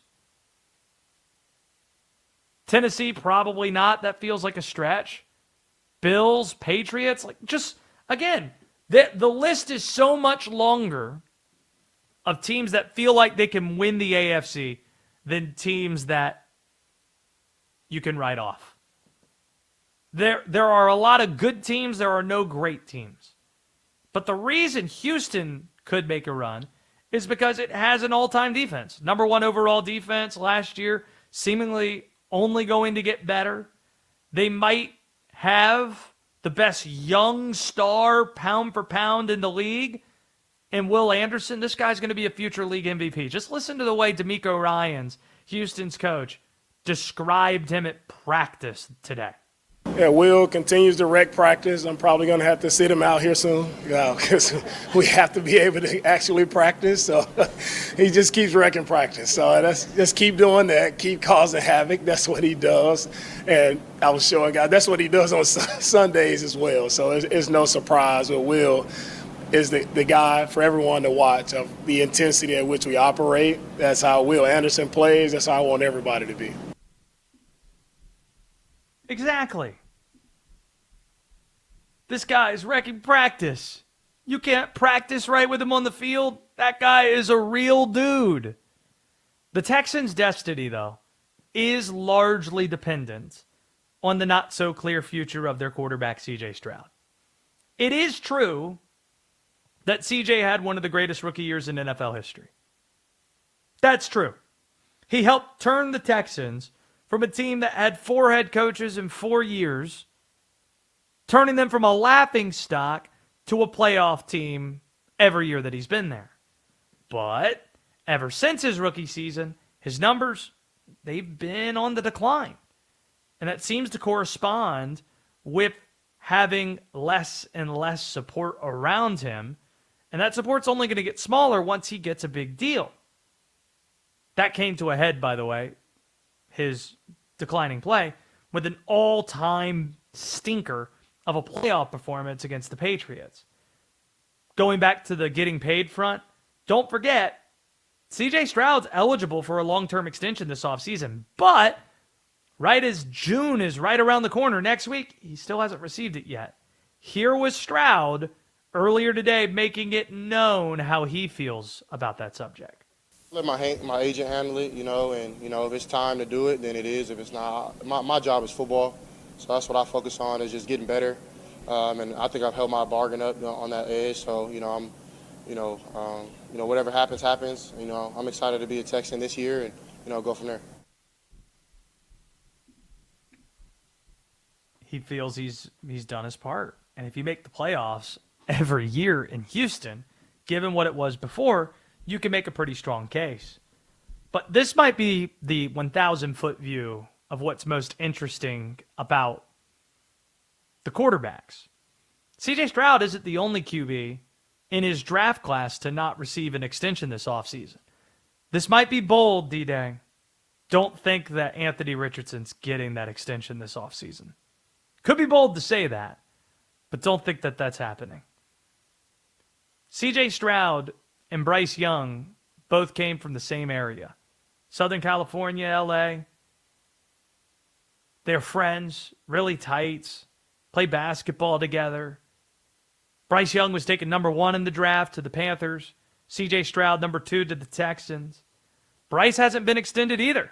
Neither QB at the top of that draft has gotten the long-term extension despite being eligible for it. But the Panthers have less reason to extend Bryce than Houston does C.J. Stroud. Bryce's sample size of production quality production, maybe flip-flop those, it's still small. It's as small as he is, honestly. He clearly has taken strides since the disastrous rookie season and being benched early on in his second year. But is an 8-9 division title in the NFC South enough to erase those realities and give this guy the bag? Obviously wise for Carolina to pick up the 5th-year option. There's no real downside to doing that. But this season, his play this year is going to instruct what his future in Charlotte should be. Albert Breer, he gave this analogy when it comes to Bryce Young. He compared his situation, Bryce's, to Baker Mayfield at the end of his Cleveland tenure, roughly 5 years ago. Baker, also an undersized quarterback, won the Heisman Trophy. Baker won Cleveland's first playoff game in seemingly forever, but the Browns didn't feel comfortable enough extending him, let him play on the 4th year of his contract. Baker got banged up. They decided to move on in favor of Deshaun Watson, moved Baker in the offseason to the Carolina Panthers. The Houston Texans, the best team that nobody is talking about. D-Day, do you have an answer to our NFL question of the day? I think it's the Bengals. Interesting. Isn't it funny that we get all these calls from Ohio and all of them are talking about the Browns potentially being that team, yet nobody brings up the Bengals? That might be further proving your point. Exactly. I also don't know if the Bengals fans exist. I don't know that I've ever met a Bengals fan before. Oh, they're out there. Who dat? Oh, wait, Wait, what's the difference? Who's who day and who's who dat? Saints and Bengals. The Saints, I think, are who dat. I think the Bengals are who day. Well, sorry about that then. Who day? Who day? Who they think gonna beat them Bengals? The answer to that question, according to D-Day, nobody. Watch out for the Bengals. I am a fan. The word aura gets thrown around a lot. Do like the aura of Joe Burrow.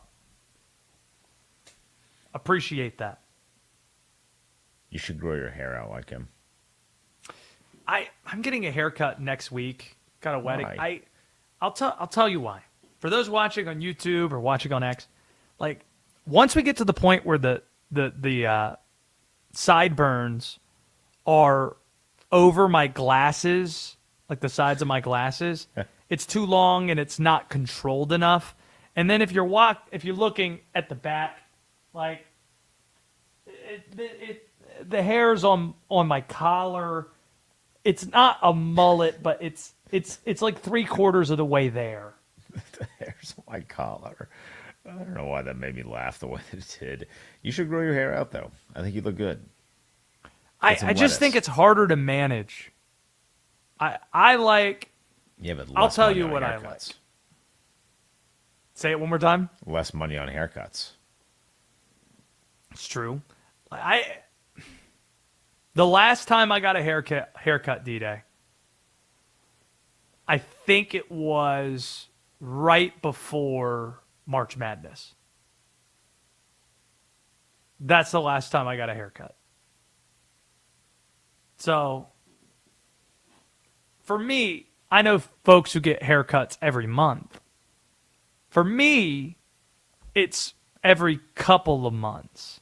And since I got a wedding next weekend, I just want to look the part, suit up. By the way, is this a safe space to rant about wedding-related matters since we were talking about Kelsey and Swift? I don't know if in Florida this is going to get back to the bride and groom. I hope it doesn't. But one of the asks from the wedding party is that both the men and the gals who come to the wedding don't wear any bright colored clothing. See, normally it's just don't wear white, especially if you are a lady. I mean, only the bride wears white. We get that, right? But I don't have any dark colored suits, but they were specific. The guys don't wear any light colored suits. And apparently, this is what my wife tells me, light gray counts as a light color. And I'm thinking, well, hold a minute. Isn't gray like the darkest color not called black, regardless of the tint of gray that it is? I guess what I'm saying is, if I have a light shade of gray and I wear that to the wedding, am I going to get shamed and yelled at? Have you ever been to a wedding where someone actually gets shamed at for what they're wearing other than somebody wearing white? See, that's the thing, too. And I feel I have enough of a defense here, just as being like a color absolutist and saying, you can't say that gray is a light color. I'll fight to the death on that. I'll fight you on this. What if it's just like I'll fight people who say that the Steelers are black and gold when actually they're black and yellow. It's not gold. See, if you're watching actually right now on Westwood One Sports on YouTube, you can see the distinction where over my right shoulder, there's a Wake Forest football helmet. That is actual gold. The Wake Forest logo. Over my left shoulder, Appalachian State claims to be the black and gold. That's flat out yellow. You can see the difference. That's yellow. Why is it not cool to say that yellow is your color when it is? My school does it.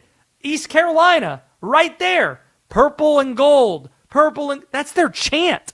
Fans yell purple, and they know to yell back gold. That's not gold. That's yellow.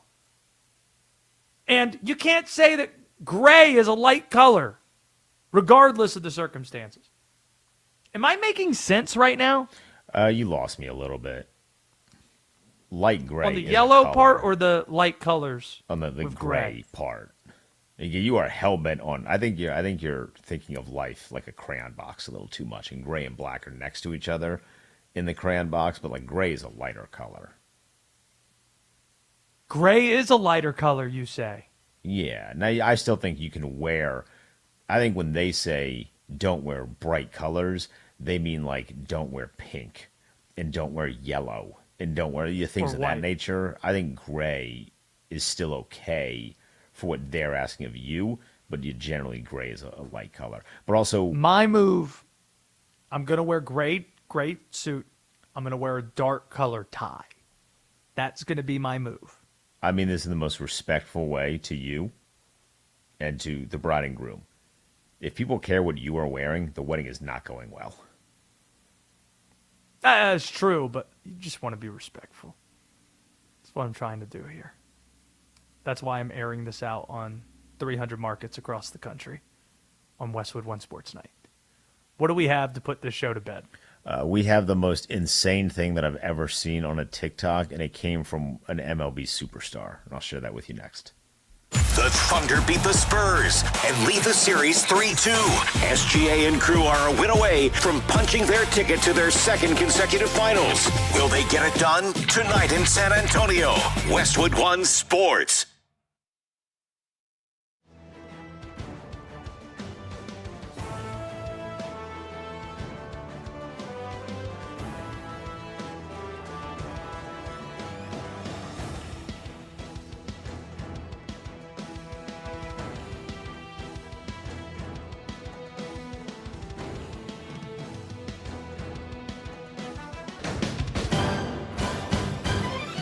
At the tone, the broadcast will begin in 4 minutes, 30 seconds.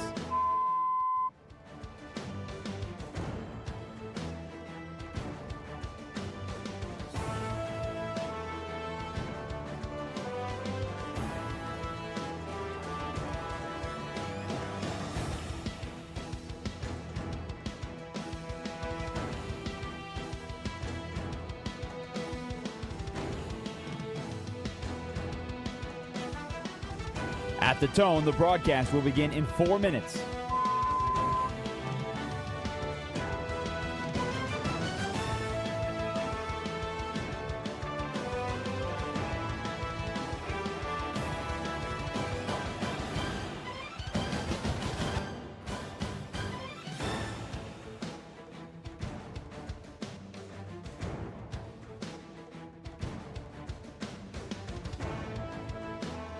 At the tone, the broadcast will begin in 3 minutes and 30 seconds.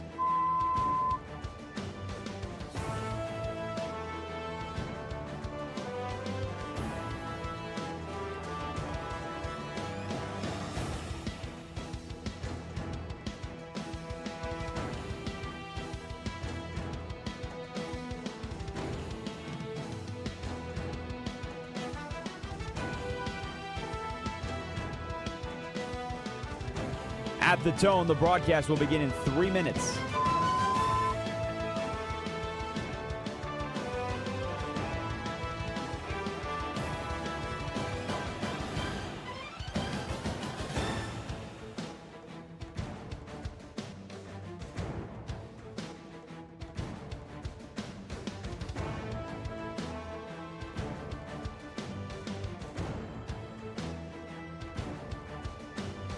At the tone, the broadcast will begin in 2 minutes, 30 seconds.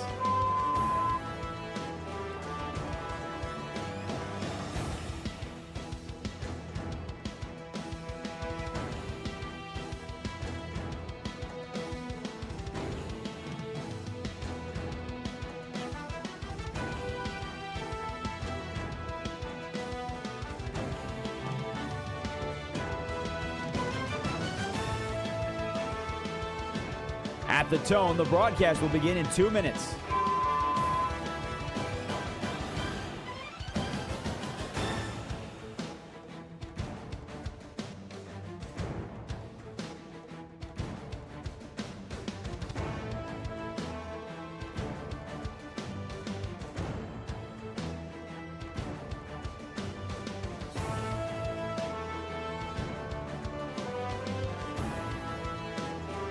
At the tone, the broadcast will begin in 1 minute, 30 seconds.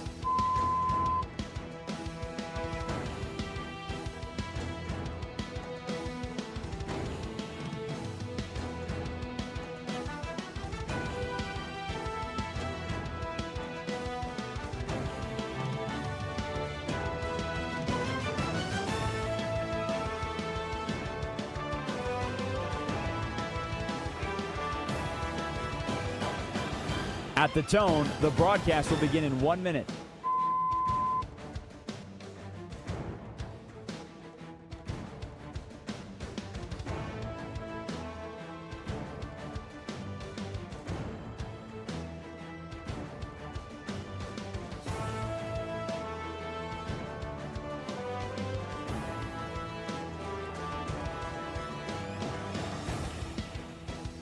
Stations, this is your final time check. At the tone, the broadcast will begin in 30 seconds.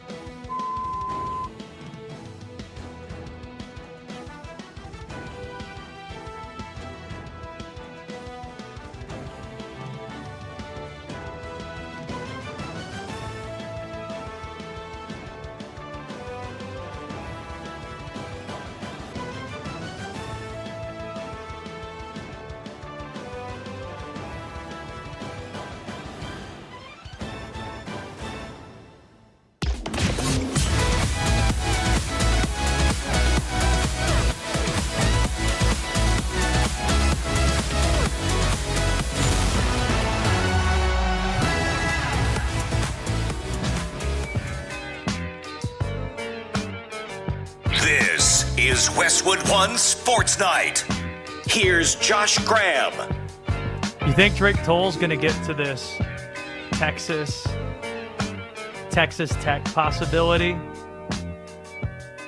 where pressure's being put on the Longhorns to buy out a game in the opener so they can meet head-to-head. D-Day, gonna be honest. I got out of the way on that topic because I thought, can I do it as good as Drake Toll? Probably not. So let's hope that's something that Drake Toll will address with the great Addy Bates producing. And shout out to Curtis and the gang as well, running things out there on the left coast. Great stuff tonight. However, and wherever you listen or watch, greatly appreciate that. Make sure you're subscribed to the podcast. Searching Westwood One Sports Night on Apple Podcast or Spotify. Also got the YouTube channel that's been growing quickly as well. However, and wherever you watch or listen, greatly appreciate that. Let's close things out by putting this show to bed.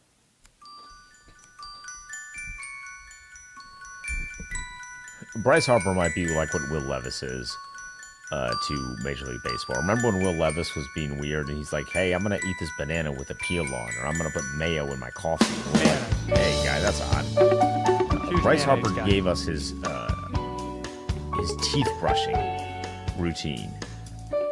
He's on TikTok now, and I follow Bryce Harper on TikTok. Some of the stuff is interesting. You know, he makes some coffee. I would not call him a barista, but I'm always interested in trying new flavors of things in my coffee, so I like watch it from time to time. But he posted this week his routine for brushing his teeth.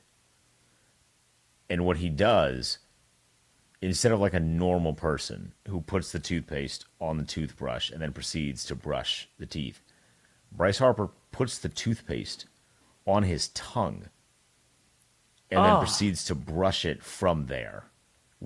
I've always known he's odd. He once got on SportsCenter, I think it was with Van Pelt.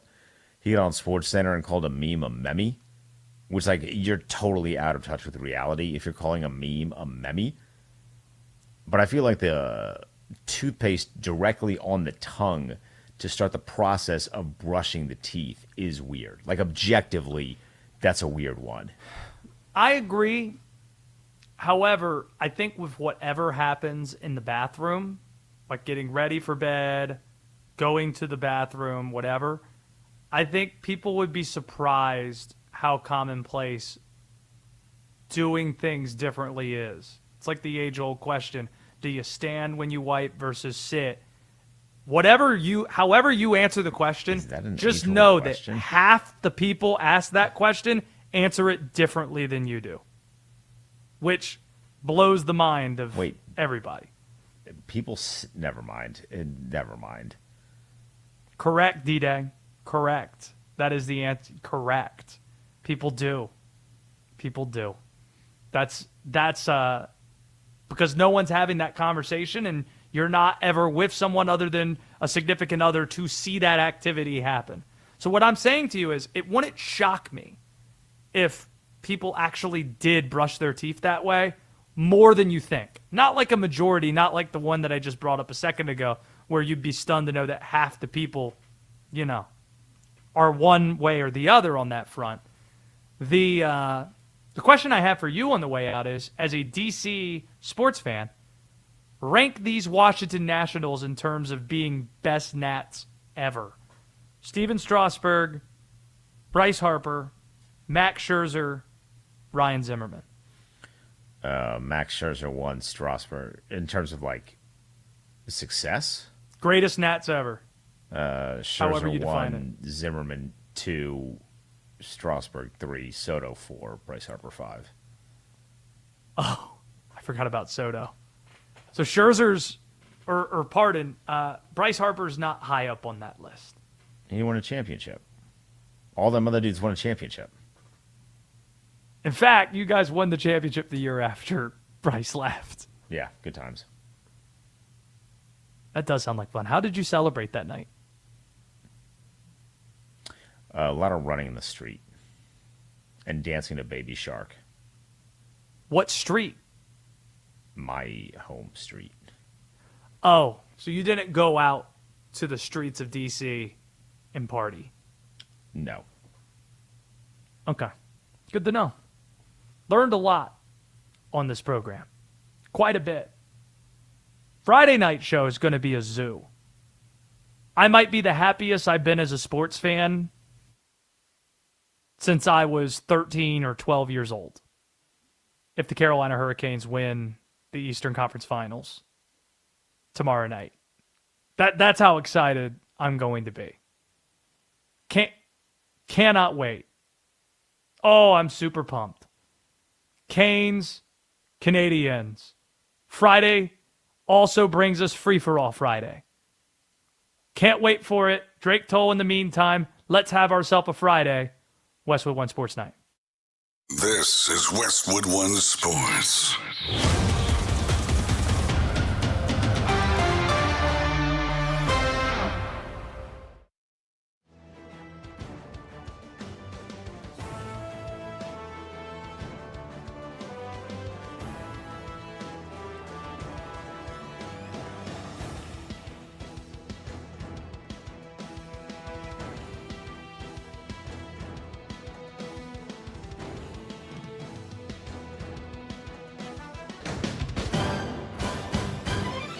At the tone, the broadcast will begin in 4 minutes, 30 seconds.